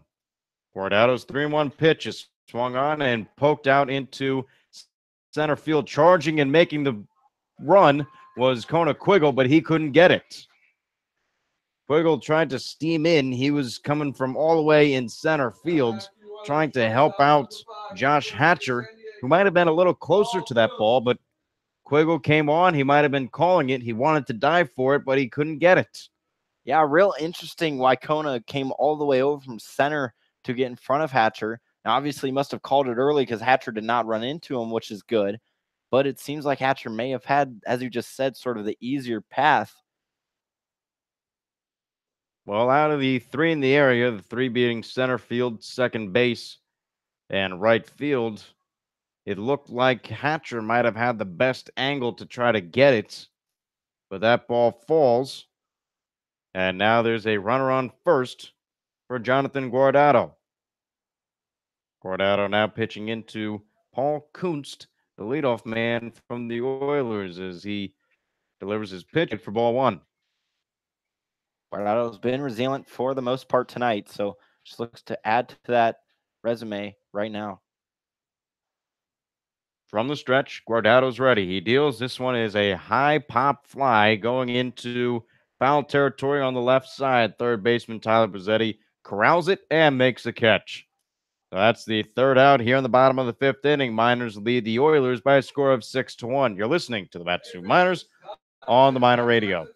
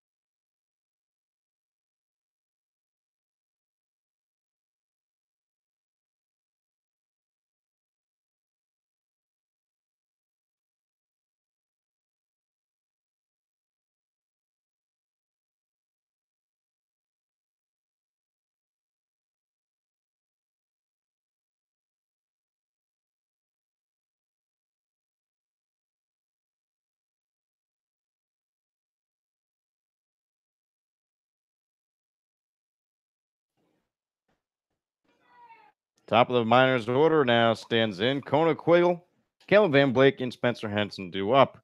It's the top of the sixth, and the first pitch is swung on and fouled off by Quiggle. The score: the minors 6, the Oilers 1. Foul ball brought to you by As First now Local Bank of Alaska. Justin Jaime is working on his second inning of relief. And we do have a defensive change. Zach Zaleski moves from third to behind the plate, replacing McKay. As a second pitch from Jaime bounces in the dirt to Kona Quiggle. Count evens up at 1-1. So Zaleski to behind the dish.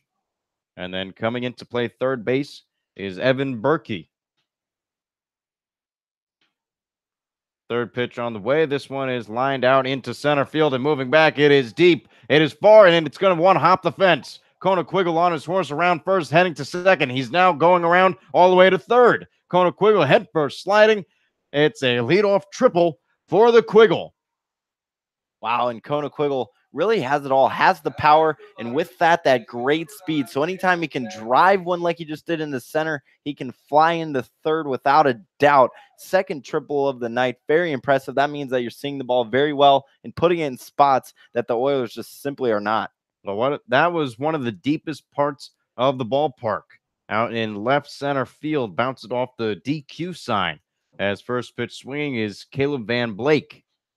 So Quiggle as a leadoff man has done his job today. Got on 3 out of 4.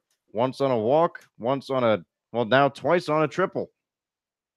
As Caleb Van Blake now look to get on for his 4th time. Count, no balls, and now 2 strikes. Infield has been brought in against Caleb Van Blake, and the last time they did that, Van Blake made him pay. As a little flare over the third base brought in an RBI. That was also on a 0-2 count as this one goes through the wickets of Zaxton to come to score is Kona Quiggle. The Miners now lead the Oilers 7-1.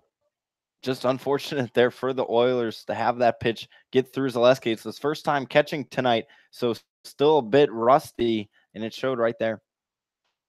So Zaleski, not the start that he wanted at catcher. That's the first time he's behind the plate for the Oilers. The 1-2 on the way, swung on and just fouled off. Van Blake stays alive, and he's been a tough strikeout. Only 1 coming into today.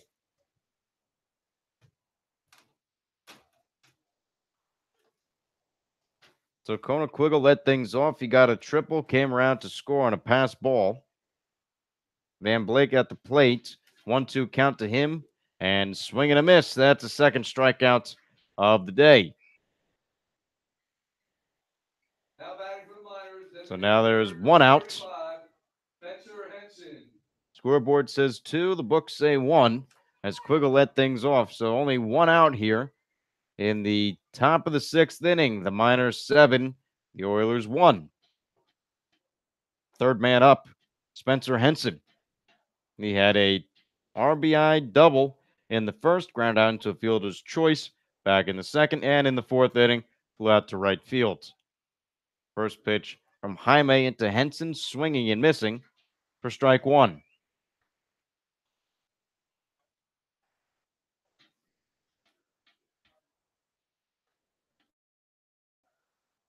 So 7 runs on 10 hits, have 2 errors today. For the Oilers, only 1 run, 3 hits, and an error themselves. The second pitch into Henson misses low and 2. Check that, 1 ball and 1 strike. And the Miners offense, as it's been coming around a lot lately, keeps adding to what it's been doing with this total tonight. As Henson flies one into foul territory, making the backhand catch in foul territory was Brian Leonhardt. A nice play from Leonhardt. Henson returns to the dugout. A lot of short flies for the Miners, a lot of infield and foul ground pop-ups tonight. That's something they'll have to look at heading into the next game. And he today had a single back in the first. Was good for an RBI. Also came around to score as the first pitch from Jaime bounces in the dirt for ball 1. And the second, he struck out, and in the 5th, popped out to first. The 1-0 count on the way. and misses outside. Fastball high and away from Jaime. 2 balls, no strikes, 2 outs here in the top of the 6th inning. And the Electric Factory out in the left field tonight, the Miners bullpen, all up and really excited as they normally are sitting on a bench towards the back of that railing watching a great offense tonight from the Miners. 2-0, swung on and fouled straight back from Austin Pianarini. Count goes to 2 balls and 1 strike with 2 away here in the top of the 6th. The Miners scored 4 in the first, got 1 in the second, and now have scored in the 5th and 6th. The 2-1 is lifted out into center field. It's right center. Moving over is Novus, who makes the catch in left center field. So a long fly ball from Austin Pianarini, but just not long enough. As the Miners extend their lead, it's Matsu 7, the Peninsula Oilers 1. We're heading into the home half of the 6th inning. You're listening to the Matsu Miners on the Miner Radio.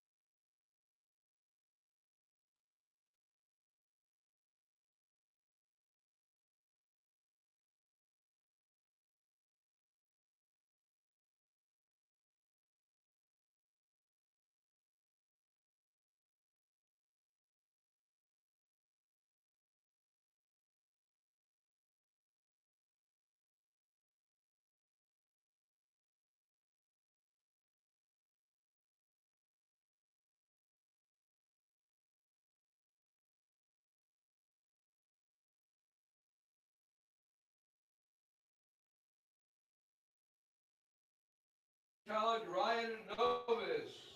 Ryan Novus, Ryan Cook, and Calvin Ferris due up in the bottom of the 6th inning. Miners lead the Oilers by a score of 7-1. Still on the mound for the Miners is Jonathan Guardado. 3 strikeouts on the day for Guardado. Ian is lined right up the middle into center field. Kona Quiggle handles it on the hop. 1 pitch and 1 single for Ryan Novus. Yeah, Novus saw he pitched he like, and he's going to hop on it early, not wanting to get deep on account to Guardado. Ryan Cook. So now Ryan Cook comes to the plate.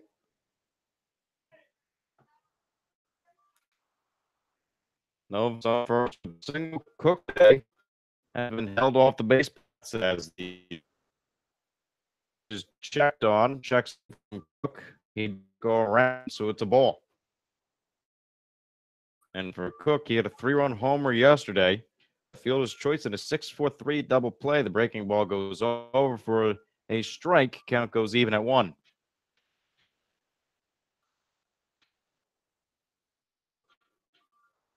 Cook, one of the best batters in the Oilers lineup, batting .266 coming into today. That has fallen a little bit as a breaking ball from Guardado was poked out toward on the left side. It might have fallen into the Miners bullpen. Yeah, just a bit ahead of that one was Ryan Cook. As if he waits a half second longer, may have turned on it a little more.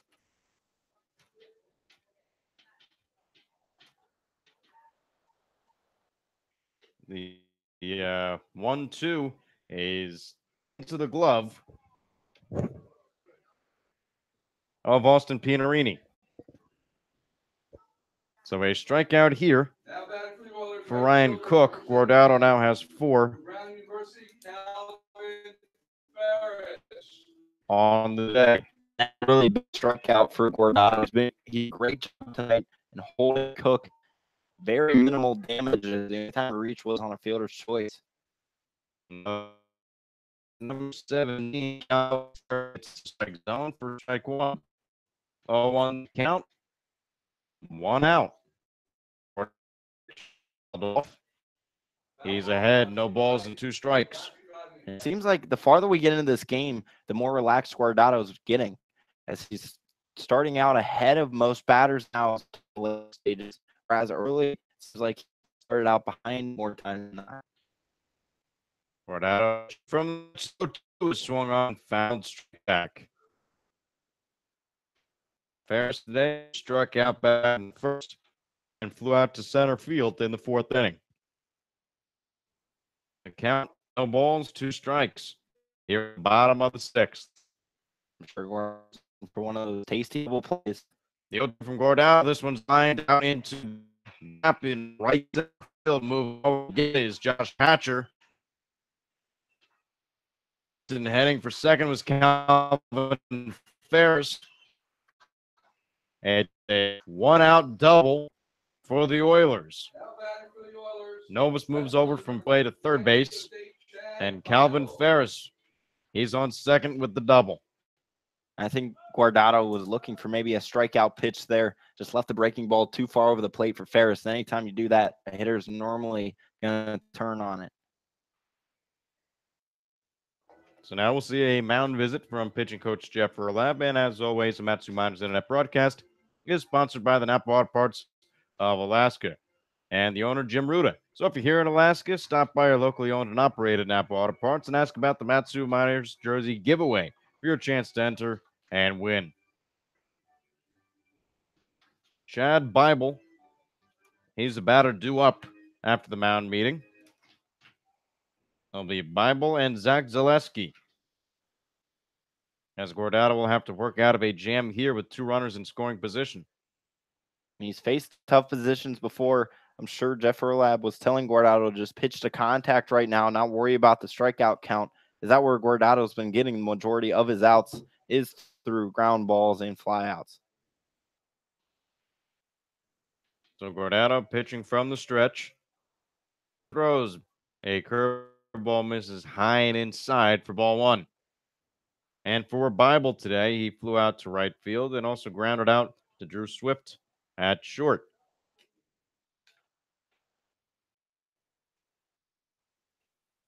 Guardado has a sign and the pitch. It's another breaker for a swing and a miss. Count goes even at 1 ball and 1 strike.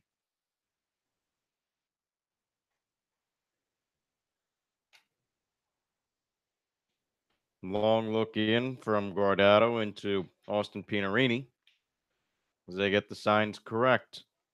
1-1 is ground ball over to first, and Aaron Walters will succeed the run for an out.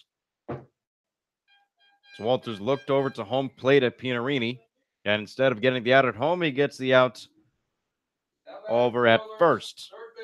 I think Walters wanted to throw home, but Pino, making the smart veteran move, just said, hold it off. We have a big enough lead. Let's get the sure out, as there was only 1 down, and it may be the smart move in the long run.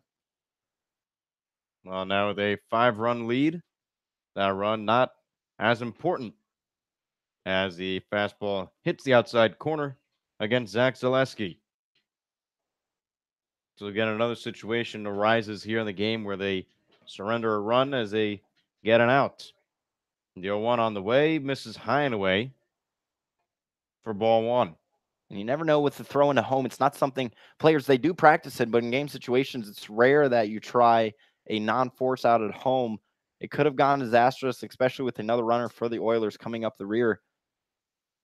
The 1-1 from Guardado is fouled off. A fastball goes left.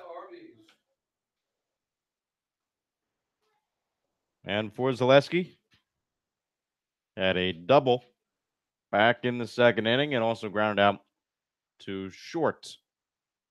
The 1-2 misses away.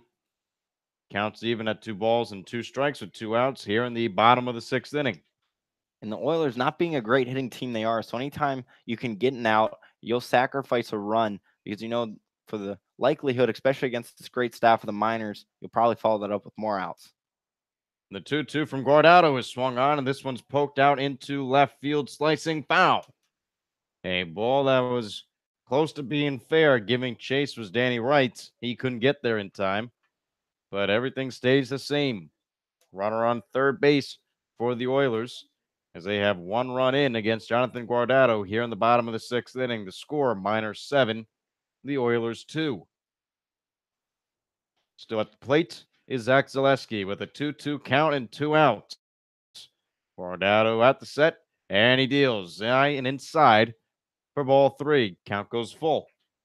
Guardado really can do whatever he feels more comfortable with. Normally he's a strikeout guy, but today the big outs have come on ground balls. So interesting to see what his pitch choice is. 3-2. Guardado's pitch is taken high and away for ball 4. Now runners at Jonathan Guardado in the bottom of the sixth inning. Now batting for the Oilers, number 6, third baseman from Cal State Bakersfield. Looks like the Miners do have one arm warming up in their bullpen. Nothing really happening in the bullpen for the Oilers. Guardado just missing with that pitch. He may have wanted Zaleski to try to chase an outside fastball. So John McKay, check that. Evan Berkey will get his first at-bat today. Berkey came in to replace McKay, who left for Zaleski. Zaleski moved over from third to catch. McKay came out of the game. Berkey moved over to third as the 1-0 misses away for ball 2. With that, Austin Pianarini goes to the mound, tries to talk to Guardado. They're only 1 out away from ending the bottom of the sixth as there are runners on the corners for the Oilers. Over at first is Zach Zaleski, and on third base is Calvin Ferris. And this is a big series for the Miners. All of these games very important. So if Guardado can just get that one more out and save the bullpen from coming into a few more batters than they want, could be huge. 2-0 the count. Pitch is on the way, swung on, and a ground ball just foul. Foul ball called by the home plate umpire, Scott Johnston, as they are now positioned in the middle of the infield. That's Johnston. No check, that's Mark Anthony Edwards. Out near second and near first base is Scott Nolan. The runners on the bases, Zaleski and Calvin Ferris. Guardado on the mound, pitching to John McKay. The 2-1 is a breaking ball that hits the zone. And the count is even at 2 balls and 2 strikes at 2 outs here in the bottom of the sixth inning. That's been a very reliable pitch for Guardado tonight. He's even thrown that breaker on a first pitch on numerous occasions to the Oilers, so he's trusting it a lot. Guardado getting ready. The 2-2 on the way, swung on and missed. It was fouled off. The throw over will be completed. So another strikeout, the 5th strikeout on the day for Jonathan Guardado as the Miners hold on to a 7-2 lead as we enter the top of the 7th inning. We'll throw it back over to Brad Walker for the 7th, 8th, and 9th. You're listening to the Matsu Miners on the Miner Radio.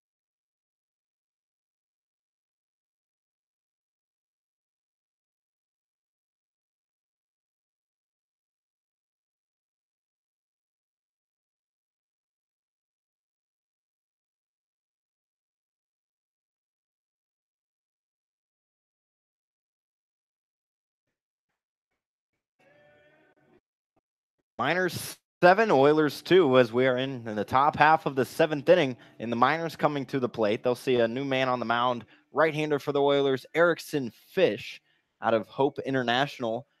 Fish, this is going to be his 9th appearance of the season. All have been relief appearances. And in those 8 appearances, has a 5.68 ERA, has 19 innings pitched with 10 strikeouts and 7 walks. And also has gathered up a record of 1-2. So he'll see Hatcher, Wright, and Walters due up for the Miners. And Walters, or rather, scratch that, Hatcher stepping in, left-handed hitting right fielder. Tonight, Hatcher is 1 for 3. He reached on an error back in his last at-bat in the 5th inning, but came around to score the 6th run for the Miners.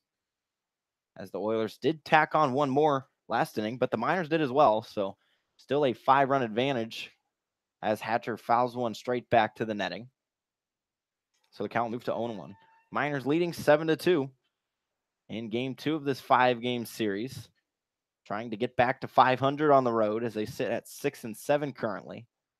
So the 0-1 to Hatcher misses low. Counts now 1-1. Miners doing the majority of their winning at home, where they're 10-3. And the Oilers are a good home team as well, 8-4. They look to go to 9-4 at home tonight.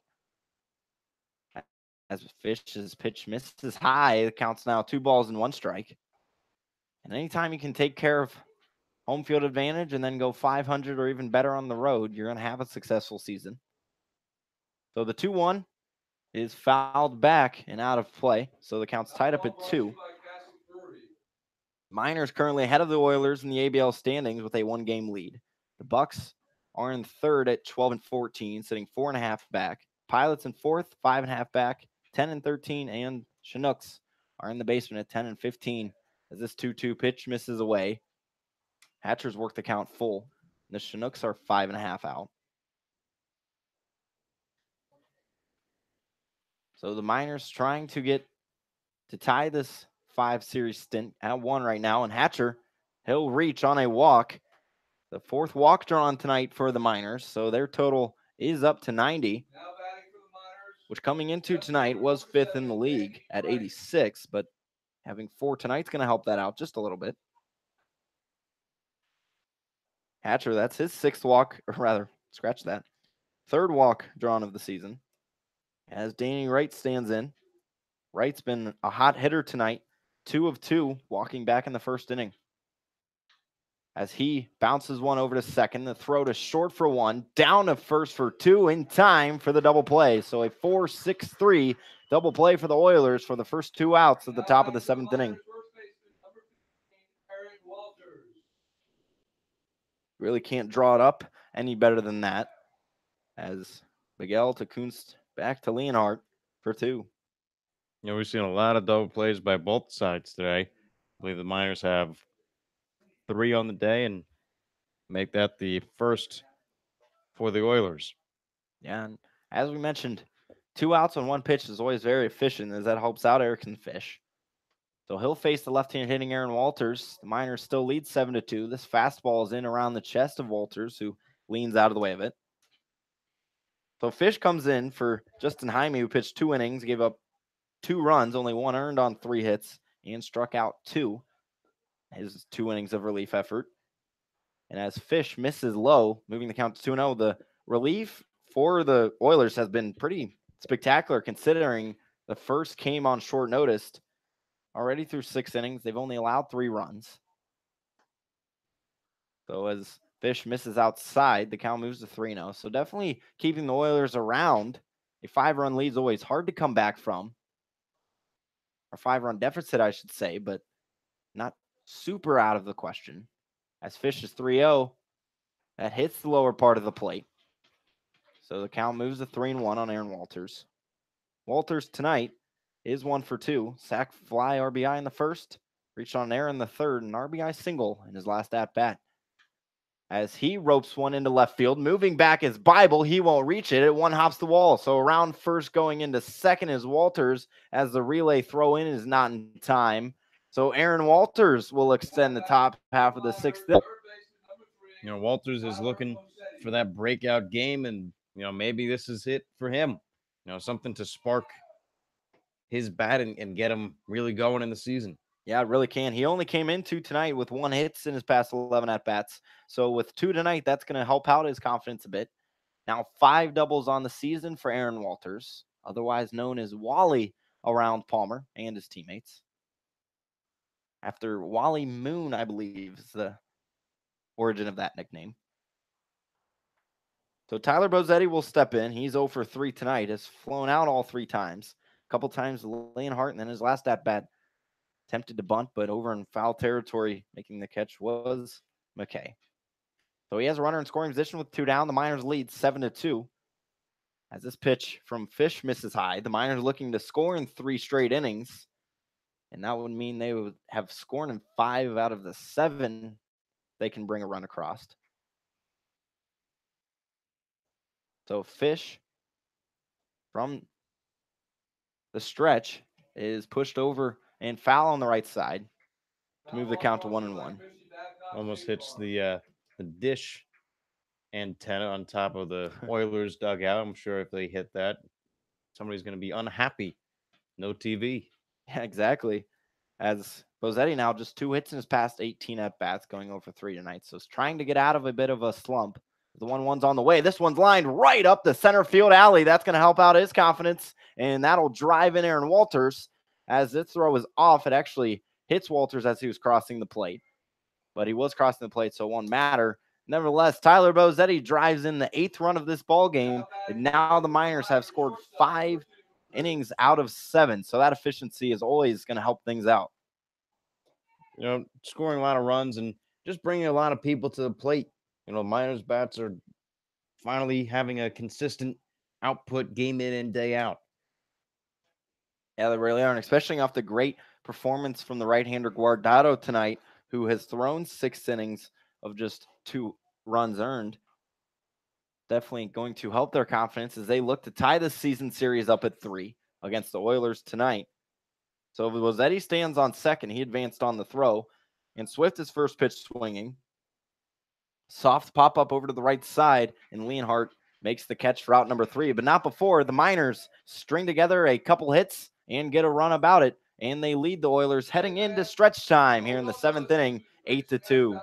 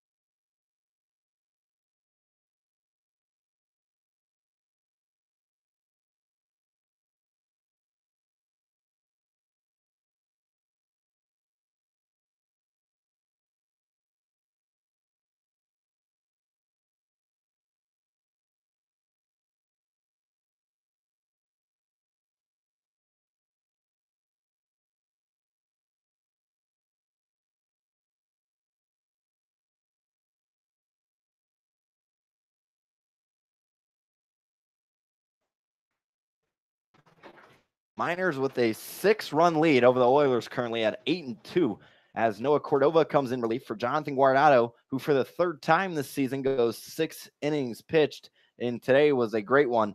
Only 2 runs given up on 5 hits, walked 2, and struck out 5. So Guardado doing his job as a starter and is in line for the win with this 8-2 Miners lead.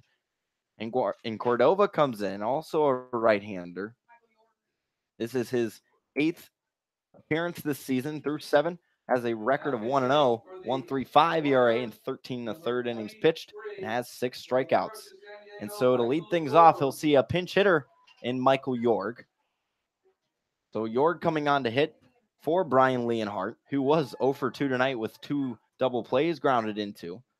So it makes sense to have this slight change as Jorg swings through a first pitch from Cordova. Jorg comes into tonight batting 167, only 9 hits on the season. the left-handed hitter out of University of San Diego. So Cordova's 0-1. Fastball that misses away. Counts now moved to 1-1. So the Oilers trying to get any offense going as they only have 5 hits and 2 runs, down by 6. So Cordova's 1-1 is skied into center field. Ranging over to his right is Kona Quiggle to make the catch for out number 1. So Michael Yorg, the pinch hitter, is retired. And that'll bring up the 9-hitter, Bryce Bigel, who is 1 for 2 tonight. So Bigel now with 10 hits on the season, with that hit in the 4th inning. He looks to get things going as they're running out of time here in the 7th. They want to possibly come back and win this game, but it's going to be tough to do against the Miners bullpen. Has been lights out all season long. As Cordova misses outside, the count moves. Does have a start under his belt, but ever since that start, he's been moved to the bullpen and been magnificent there ever since. As the 1-0 from Cordova hits that inside corner 1-1 to the right-handed hitting Big L. And Cordova, ever since that first start, has came in for relief and threw. And it's came in relief and only given up 1 run, and it was his first relief appearance. Ever since then, it's been scoreless. So he misses outside to move the count to 2 balls and 1 strike. With 1 down here in the bottom of the 7th inning, the Miners atop the Oilers 8-2. So Cordova's pitch is on the way and misses high and in. He's now fallen in the count 3-1. So Bigel now has 2 hits against the Miners with that hit back in the 5th inning. So the Miners doing a nice job of shutting down Bigel. So Cordova, the righty, comes from his chest, and this one is popped high on the infield to the left side. Camped under it is Bozetti, can of corn for out number 2. And Bozetti did a nice job using his glove, block out the sunlight as it is coming in bright on the left side of the field. So a difficult catch for him to make. He makes it look routine. It really is. And anytime you get those big high ups, catch, because that wind is going to spin the ball. Nevertheless, the leadoff hitter, Paul Kuntz, steps in. Right-handed man is 0 for 2 tonight. Reached on a walk back in the 1st inning as he looks at a ball high. Ever since then, grounded out to Drew Swift at short in the 3rd, and in the 5th, flew out to the 3rd baseman, Bozetti. So a lot of infield flies has been a trend this game. As the 1-0, this one is poked into center field, but making a few steps to make the catch for out number 3 is Kona Quiggle. So Nora Cordova comes in and sets down the Oilers in order as the Miners lead the Oilers 8-2 as we move into the 8th inning on Metsu Miners Radio.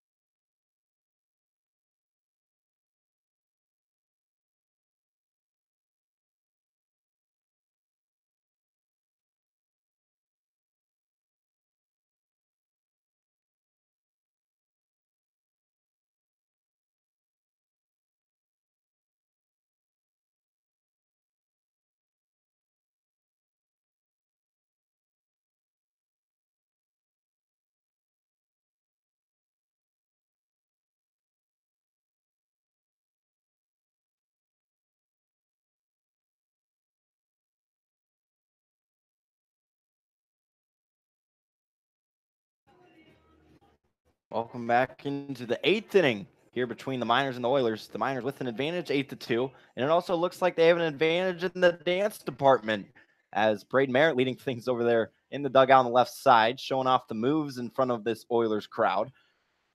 And rightfully so, the Miners offense has been off the chain along with pitching. They have had 12 hits and 8 runs scored tonight as the Miners bats. And stepping up is one of the more dangerous men in this Miners lineup tonight, Kona Quiggle, who is 2 for 3 tonight with both of its hits being triples. And he's improved that total up to 3. So Quiggle now on the season has 9 extra base hits out of his 31. So the first pitch into Quiggle from Fish misses low, 1-0. Erickson Fish still on the mound. He came in relief last inning for Justin Jaime. And he did give up a run thanks to an RBI single by Tyler Bozzetti. So the 1-0 from Fish nails that outer edge for strike one. So Quiggle tonight, with those 2 triples, now improves to 7 hits against the Oilers. As 1-1's on its way, it misses low and away for 2 balls and 1 strike. And Quiggle yesterday was only no hit for the 6th time all season long. So typically Kona, even if he does struggle at the plate, does manage to find a way to get a hit. But he's been fantastic today. And this one is skied out into right field. If it's fair, it's gone, but it'll just have too much top spin on it and go right from the foul pole and just be another strike as the count's tied up at 2. Tell you what, Connor, it looked like that one was heading back to Palmer with the amount of power on that one. Well, it's a short fence over there at right field, but that ball would have been out of anywhere. A ball that cleared the trees and the tree line back there. Impressive power display from Kona Quiggle. So he was just ahead of it, and now we have a 2-2 count. This time waits on it and slices it foul over to the left side near that bouncy house in the kids zone behind the Miners dugout over on the left side of the field. So always a fun time here at Coral Seymour Park. So 2-2 the count to Kona Quiggle with no outs here in the top of the 8th inning. The Miners lead the Oilers 8-2. So the pitch on its way from Quiggle, slicing over to the left side and out of play. So Kona doing a nice job of fouling off pitches. Foul ball brought to you by Michael and Diana Tice. No, Quiggle, just any ball that's in the zone, he's going to try to foul it off. You might not see the power that he had, but he's just looking to stay alive. 2-2's delivered, and once again, Quiggle fouling it back. So we'll stay at a 2-2 count. Kona really doing a nice job of seeing the ball right now, just can't put it in fairgrounds. As he stands in from the left side once again to face the right-hander, Erickson Fish. His 2-2 is there, and it's outside. So Kona Quiggle has worked the count full to Fish. Quiggle has drawn now 12 walks on the season thanks to that walk back in the first inning. So Fish's payoff pitch is belted into right field, but foul. Once again on a line. So Kona Quiggle really extending this at bat out. You're in to lead off the 8th inning. They also lead 8-2.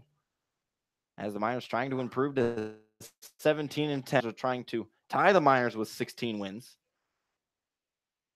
And Quiggle once again pokes it foul to the left side, so we'll stay at a 3-2 count. So if the Oilers win tonight, it will be tied at the top of the ABL at 16-11. But if the Miners win tonight, it'll extend their lead to one more game and be up by 2. So Fish comes set from his waist. The payoff misses outside. Kona Quiggle's drawn his second walk tonight.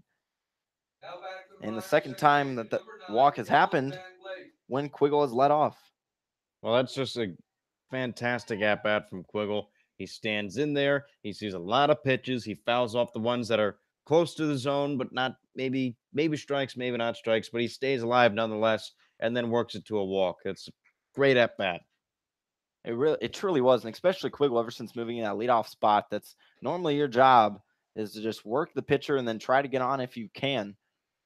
So Caleb Van Blake looks at a first pitch for a strike. He's down the count on 1. Van Blake's been great tonight, 2 for 3 with 2 hits and 1 RBI. So Van Blake now over 11 hits on the season and 6 against the Oilers with 3 ribbies. He looks at a strike low. He's down in the count 0-2. Infield playing double play depth. First and third are in their respective spots. And the outfield playing in their regular depth as well. So the 0-2 into Van Blake. Fouled off behind us. So if the Miners can go on to win, it should be an exciting time in the bingo hall tonight.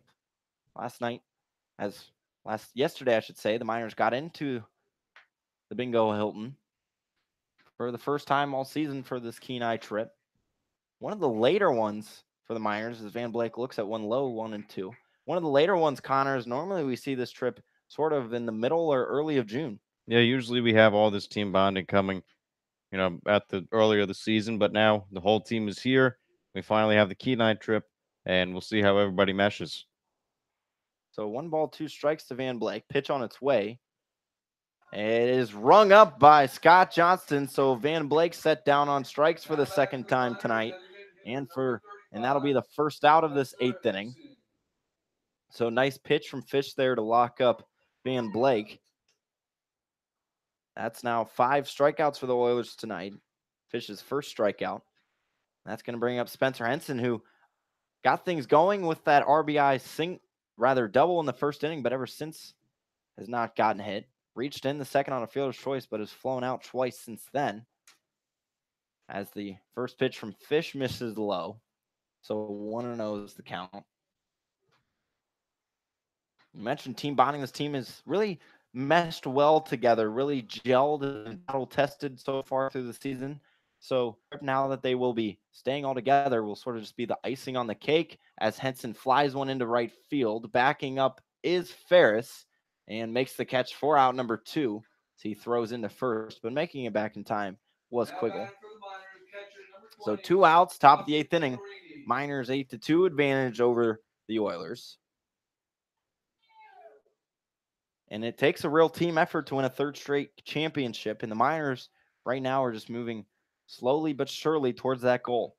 Well, really, the only true consistency from year to year has been the manager, Ben Taylor. Some of the coaching staff around him is new. And, of course, the general manager, Pete Christopher. So Pinarini stands in with 2 outs. He looks at a ball outside. Pinarini, just like Spencer Henson, sort of struggling ever since his first at-bat, in which he had an RBI single. Struck out and then flown out twice since then. So the 1-0 on its way to Pino, who slaps it over to first base. Jorg has trouble gathering it, as I think originally he thought he was going to spin and throw it down to second. Nevertheless, he tosses it to Fish for out number 3. So the Miners, for the first time in 2 innings, don't score. But they still hold the advantage over the Oilers, 8-2 as we head into the bottom of the 8th inning.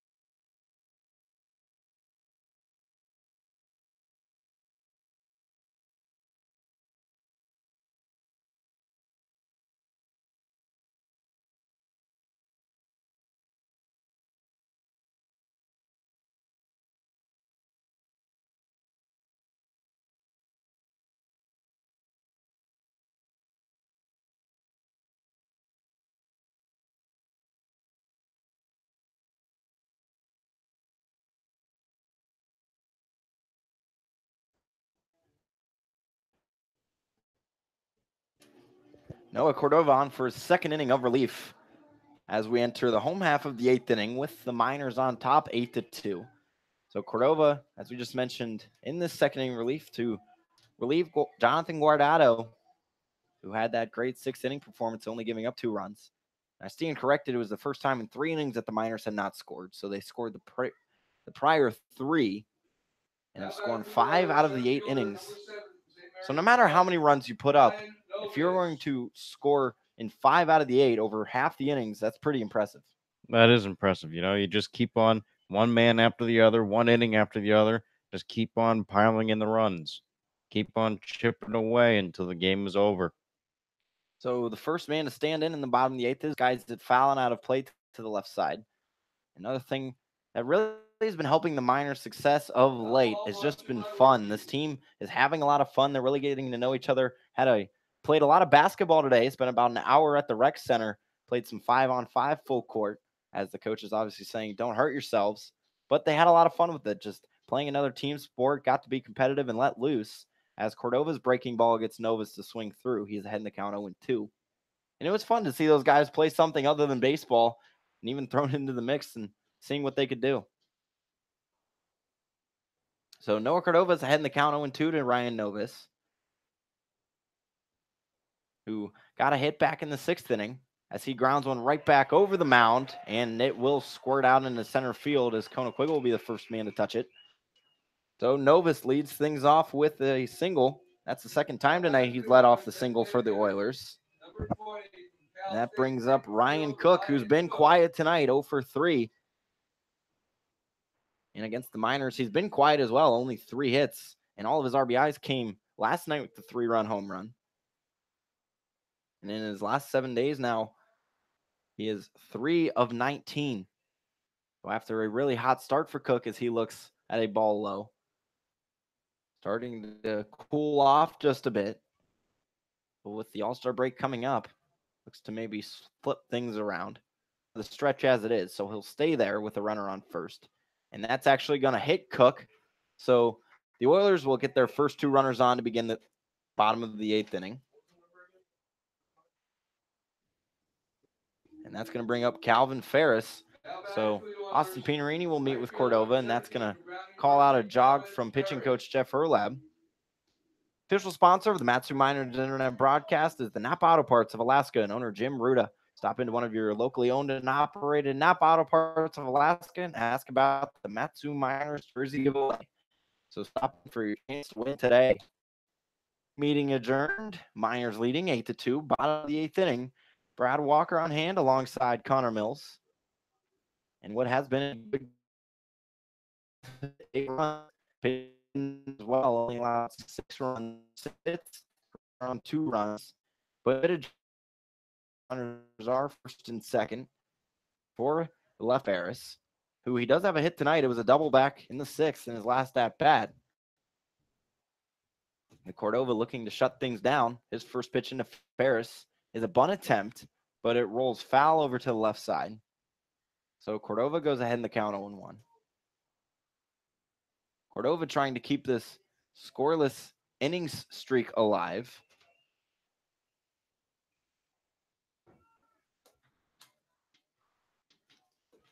An 9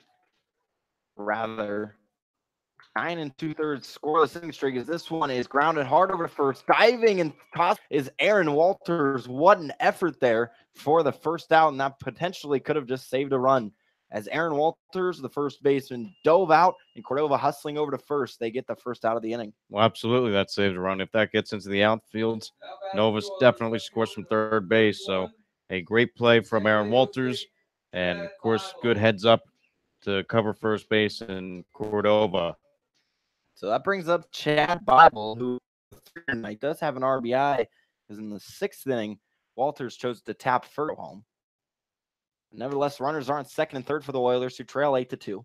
Cordova's first pitch is a fastball that misses blown away. So the count moves to 1-0. So this is, once again, the Oilers threatening, but really the multiple times that they have threatened and scored, only 1 run has come of it. In the Miners, it's because they went for the out instead of trying to get the run. Cordova, another fastball. Nice pitch on the inside part of the plate. 4-strike 1.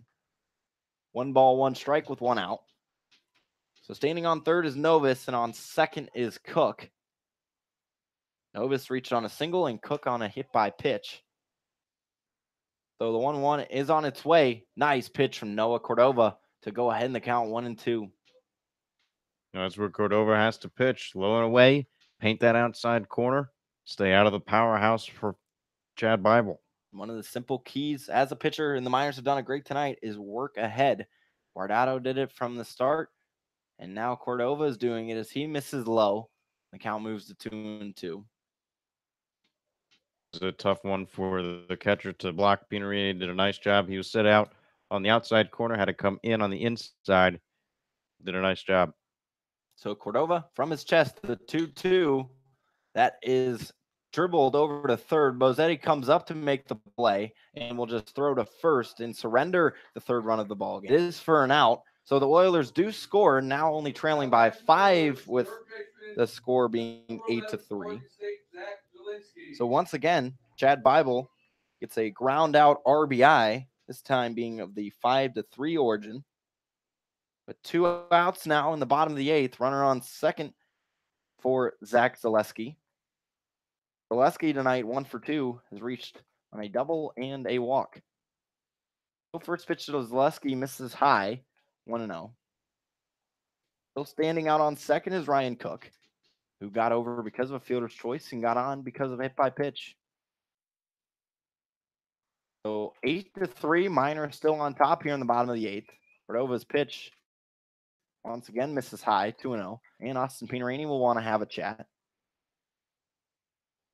And just to sort of settle down his pitcher, Cordova, as the Miners once again just trying to limit their use of the bullpen that early on in the season was worked a lot. Yeah, a lot of work, but they earned all that work. You know, they were able to shut down opposing batters, keep runs off the board, and they had a 20-plus scoreless inning streak. Normally, at the beginning of any season, you don't see your starters go too deep. And the Miners coaches, in order to get some wins, they just trusted their bullpen as Cordova delivers a strike. So 2-1 with 2 down. We're in the bottom of the 8th inning here in Kenai. The 2-1 from Cordova almost hits Zaleski, who spun out of the way. The left-handed hitter. So Cordova now has fallen into a hitter's count, and Zaleski ahead. Zaleski looking for his third hit as an Oiler. A pitch from Cordova is fouled straight back to the netting, so now Cordova has worked it full. Miners in the camo jerseys tonight with green lettering and a yellow outline and yellow numbering, where the Oilers are in the home whites with red lettering and numbering with a black outline. The 3-2 is on its way. It's fouled back and over by Zaleski. So Cordova trying to work out of this with only 1 run surrendered. And the Miners still hold that 8-3 lead. So there is some action in the Oilers' pen. So Cordova's payoff pitch popped in the air, left side, out of play. Once again, over to that little kids area. Great way to bring some fans to the ballpark. Nice crowd on hand tonight on a 60-degree and wildly sunny day in Kenai. Beautiful day for a ball game. It was hot for a while here. So Cordova's payoff pitch hits the outside corner for strike 3. Noah Cordova, after surrendering 1 run, gets out of it with a runner in scoring position for the Oilers. And the Miners 8-3 lead as we head into the final inning of regulation on Matsu Miners Radio.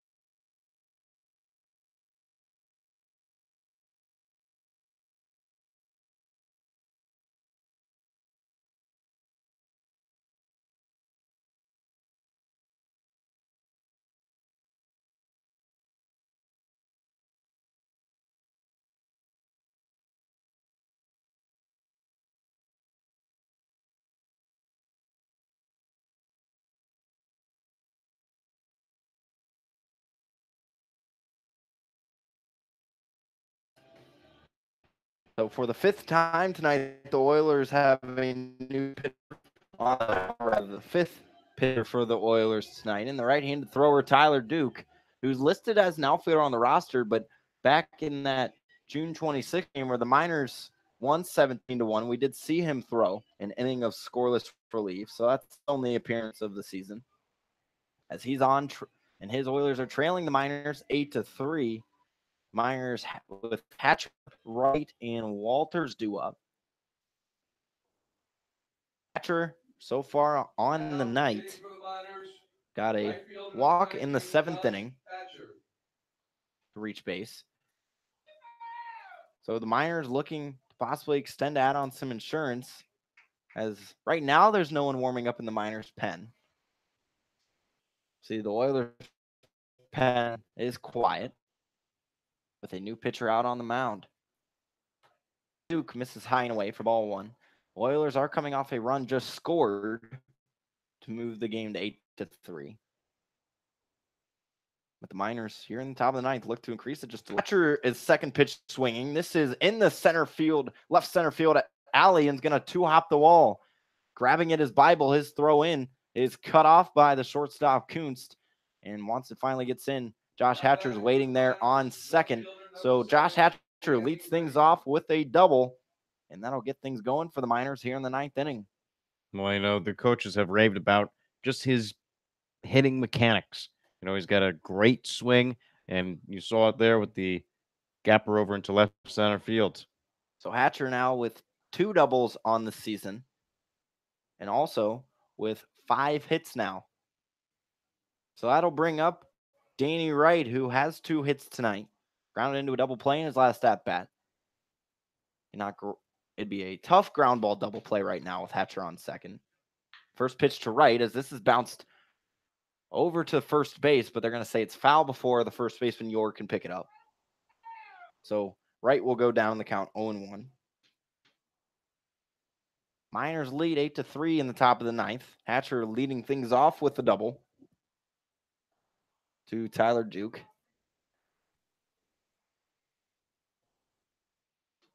As that's actually his first hit allowed, and his only appearance was 3 up, 3 down.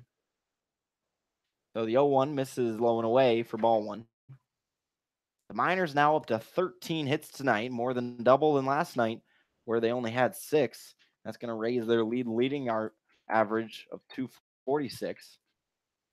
So Duke comes set 1-1. His pitch looked at by Wright. It was around the chest. So we'll move to 2 balls and 1 strike.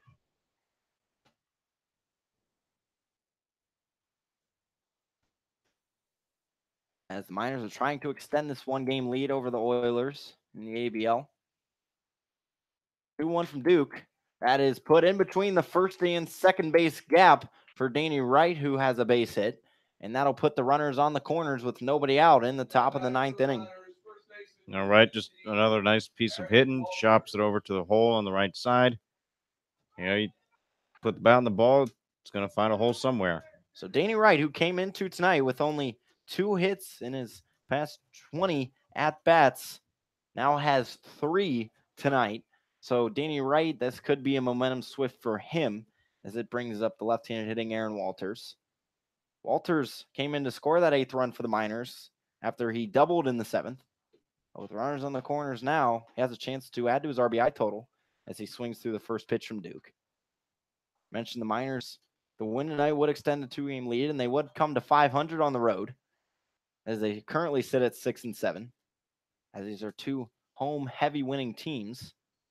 The 0-1 pitch misses low around the ankles, so it will be 1-1. Miners 10-3 at home, and the Oilers are currently 8-4 at home.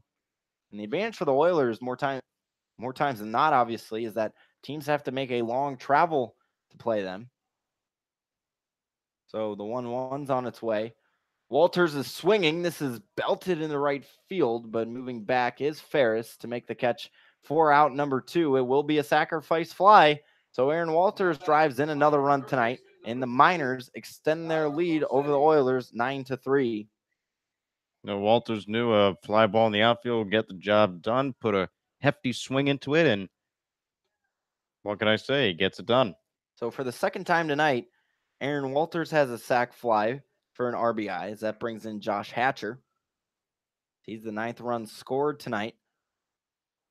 So 1 out here in the top of the 9th. First pitch into Tyler Bozzetti is head high as he had to lean out of that, much like he was doing the limbo for ball 1. Danny Wright still stands on first. Bozzetti coming off an RBI single in his last at bat in the 7th. Looks to keep adding to that bit of RBI total as he looks at a ball outside 2-0. With that sacrifice fly, Walters is now up to 7 RBIs on the season and 3 tonight. So really seeing the ball quite well with runners on base. As a hitter, that's the best time to do it. With runners on, perform. The 2-0 is grounded foul by Bozzetti. So it counts now 2 balls and 1 strike with 1 out here in the top of the 9th.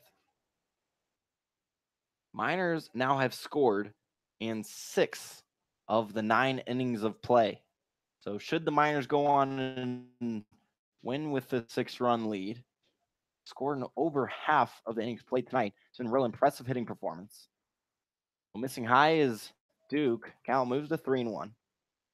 Bozzetti out of Vacaville, California, where back in high school, his high school team broke the single season record for wins, but unfortunately did not make it far in the playoffs en route to a state championship. And this 3-1 misses high. So Bozzetti draws a walk, and now the Miners with runners on first and second and only 1 out in the top of the 9th inning.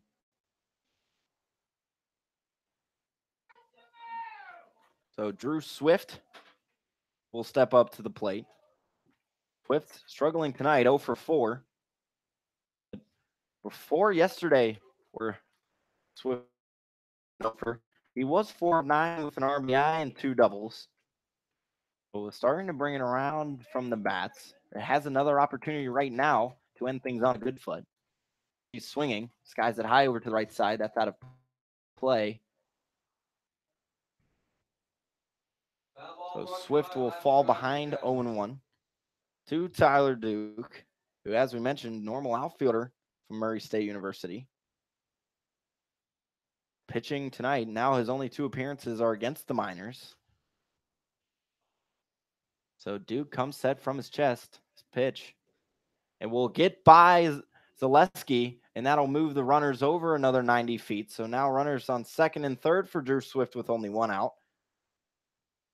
And what's nice is about that is that pretty much will eliminate any chance of a ground ball double play unless there's a tag out throw out situation. And it's already hard to double up Drew Swift because if he gets down the line very quick. And with a 6-run lead, it's pretty comfortable. So Swift, not a lot of pressure in this at bat. So the 1-1 pitch is on its way.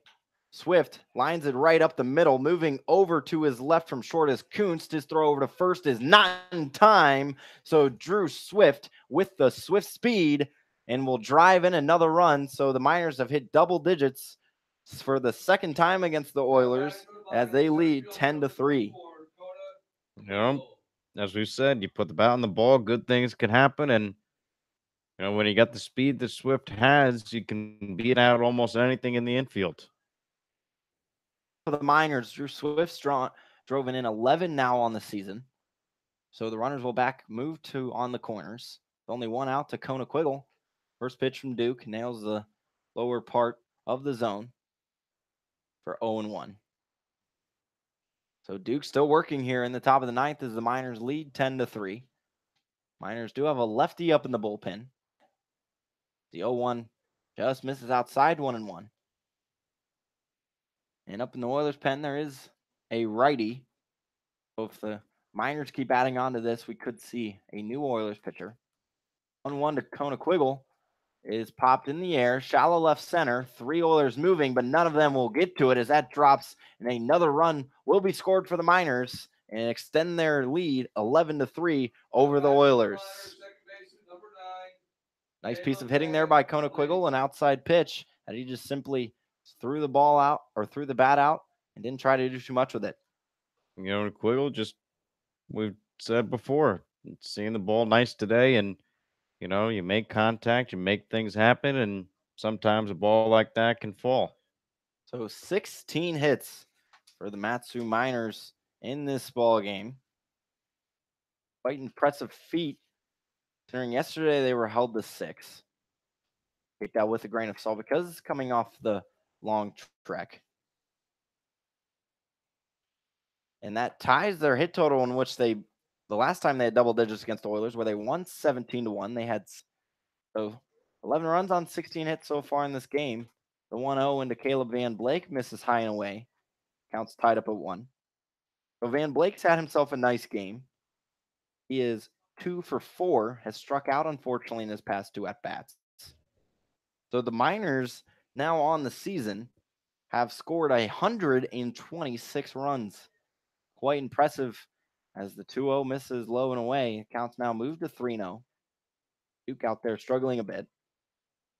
Now the Miners, Connor, really in the driver's seat to extend this lead to 2 games on the Oilers. You know, the pressure was really taken off with a big top of the first inning. As Caleb Van Blake draws a walk, the bases are juiced with 1 out. And the Miners, this is what they can do to pitchers. You know, you just keep on chipping away, stay in there long at bats, get a couple foul balls, and take your walks, and that makes good things happen, and that's how you win ball games. It really is. So, well, looks like we'll have a new pitcher for the Oilers yet again tonight, and we'll take a small break. And when we come back, we'll introduce him for you on Matsu Miners Radio.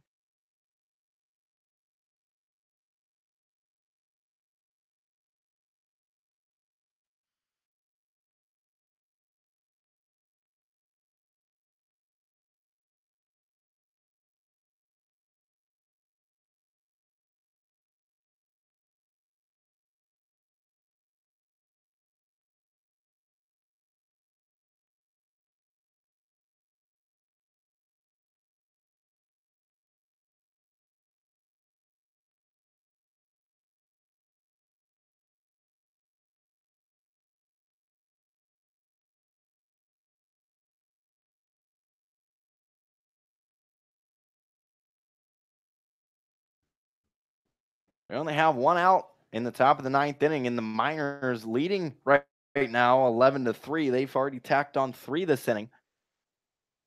And we'll see a new pitcher tonight for the Oilers, the 6th pitcher of the contest, and Grant Wood, the right-handed thrower. And just like counterpart Tyler Duke, his only appearance was against the Miners, where he pitched a scoreless inning. Did allow a hit, but then got a double play. He'll come on with bases loaded. If he'd like to get another double play with only 1 out, as he'll face the heart of the Miners' order. So Henson really the only guaranteed at bat. There's always a chance of a double play. So Henson stands in from the right side of the plate. He is 1 for 5 today, with 3 straight flyouts right now. Nevertheless, he has the bases loaded. On 3rd is Swift, 2nd is Konaquiggle, and on 1st is Caleb Van Blake. So top of the 9th, Miners leading 11-3 over the Oilers. So Wood from the chest. First pitch swinging is Henson. Long fly ball over to the right side. Almost going to the entrance of the park. So he'll fall behind 0-1. And the Miners, Connor, it seems like when they start getting on a roll hitting-wise, it's almost hard, if not impossible, to stop. And just keep the train rolling. And really, multiple times this season, we've seen them beat the Oilers pretty handily, or rather score pretty handily, as Henson looks at a strike 0-2, winning 17-1, 8-7, and now, as they did drop last night, 8-2, so that wasn't really one to throw on the showcase, but tonight with 11 runs, Henson looks at a breaking ball outside. The counts move to 1-2. So Henson tonight with an RBI up to 17. With the bases loaded, he has a chance to add more. And as Connor mentioned earlier, we do have a grand slam thanks to the man standing on 2nd in Konaquiggle. As they came against the Oilers, as Henson looks at another ball, 2-2. Sure, Wood would not like to surrender that right now, but Henson definitely has the pop to do it. So the 2-2 on its way, swung on and missed by Spencer Henson for out number 2. Real nice pitch there from Grant Wood. And now the only man that has not came up to hit so far in this game, or in this inning, I should say, Austin Pinarini. Pino, after an RBI single in the first, is 0 for 4 since, so 1 for 5 in total on the game. 2 outs, top of the ninth. Miners lead 11-3. Missing away is Grant Wood. So Grant Wood out of Murray State. So back-to-back pitchers that we saw from Missouri State. His 1-0's on its way and misses high 2-0. So 2 outs. Austin Pinarini, a left-handed hitting catcher. So bats left and throws right. As he looks at a ball, counts now 3-0 with 2 outs. And Wood's just missing high and away. And has to locate his fastball a little bit better. So Wood's 3-0. This one hits every bit of the plate, moves the count to 3-1. Wood was the Missouri Gatorade Baseball Player of the Year after his senior year of high school. So that's a pretty impressive feat in prep. As Pinarini hits it high in the air. This one going out of play behind the plate. Foul brought to you by Ron Horvath. And Wood, pretty smart kid, was a member of the National Honor Society back in high school. So anytime you can have that feat, you know what you're doing with the books. So count is full. Austin Pinarini with 2 outs here in the top of the ninth. The Miners have already added 3. They lead 11-3 over the Oilers. So Wood comes set. Bases are loaded. The payoff pitch misses high. So the Miners will tack on one more and bring back up the man that started this whole thing, Josh Hatcher. He led things off with a double to begin the inning. You know, it's always a good sign for your bats when you can bat through a lineup like this. Not great for the opposing team, but it keeps everybody active, up and in the game, and always ready to come to the plate no matter when. So Hatcher's first pitch swinging, this one towering over to the left side of the infield. Making a few steps in is Berkey for out number 3, but not before the Miners go off and get 3 more runs in this game to improve, or rather, to improve their lead over the Oilers. They look to close things out in the bottom of the ninth when we come back on Matsu Miners Radio.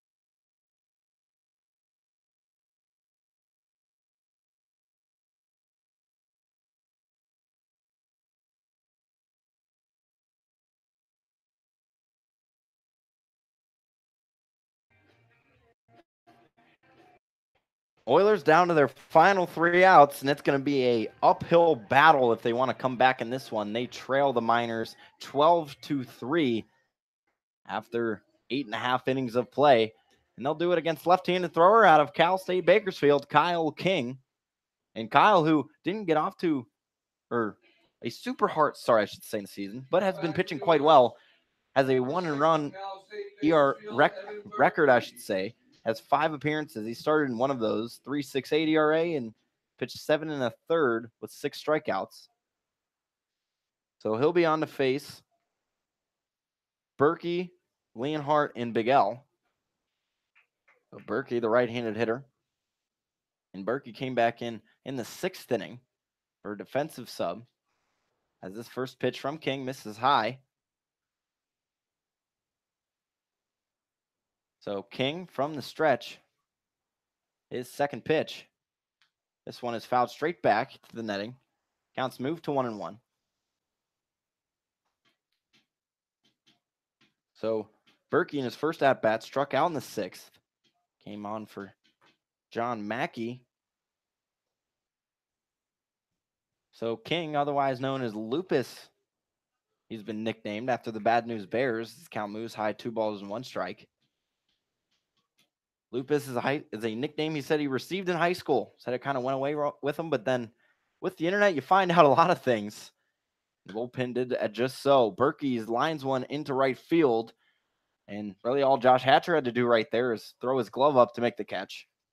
So 1 out retired here in the bottom of the 9th inning. Miners leading 12-8.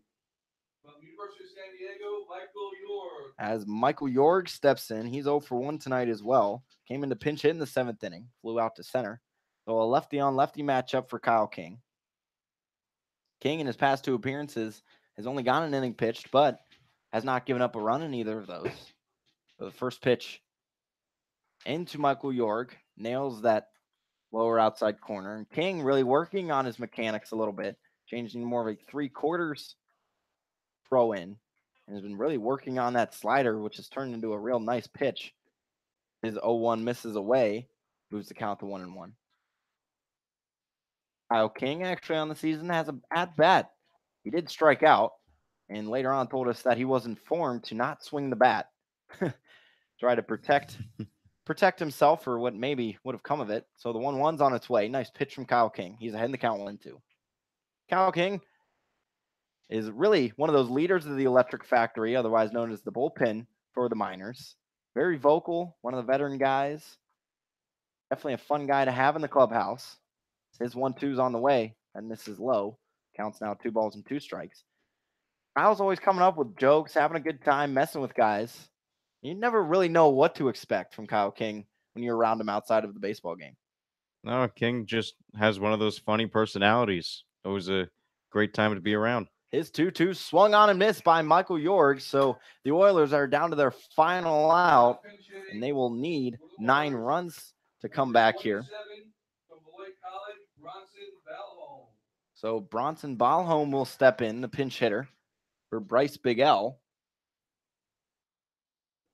So he bats from the right side of the plate. So righty on lefty matchup as King records his first strikeout of the contest. Now the Miners have struck out 7 batters.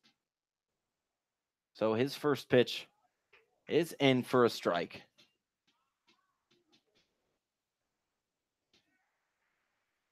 So Miners ahead 12-3 over the Oilers currently. King's second pitch is bounced foul over to the left side. Balholm this season, this is just his 14th at bat, has 5 hits and 5 strikeouts as well. Rather, this is a 6 game played, has no hits in 13 at bats, and has struck out 5 times. So 0-2, 2 down. King comes set, his pitch gets him to ground it over the mound, moving over to his left and sort of struggling with it was Drew Swift. May have been moving too fast for his body to handle, and Balholm will reach on an error to keep this game alive as Matthew Kirk steps to the plate. That name should sound a bit familiar. In yesterday's game, he had a 3-run home run for the first runs of the game for the Oilers. And just to go back to the play for Drew Swift, the ball took a high hop when Swift brought his glove up and kind of hit him right in the elbow area. Yeah, so it's a real tough play to make if you're Drew Swift. So the first pitch from King is outside for a ball. So 12-3, Miners on top. Runner on first now for the Oilers. He's not held back as Walter's just playing his position back at first. Second pitch from King is a strike, so 1-1. So Kirk on the season is 8 for 59. Does have that lone home run that he hit yesterday. 0-1. Misses outside. The count's now 2-1.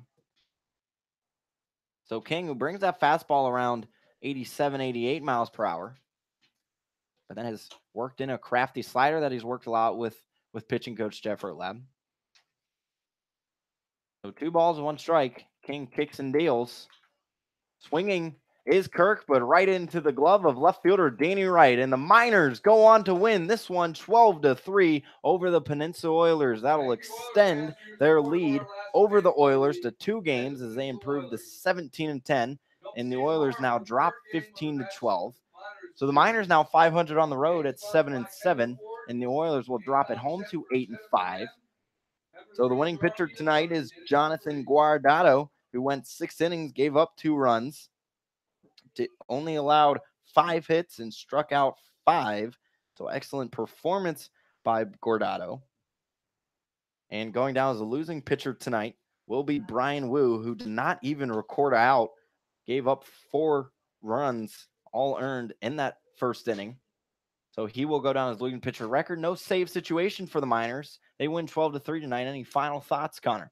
Well, just a couple tough outings for Brian Wu against the Miners. The Bats have been great as of late.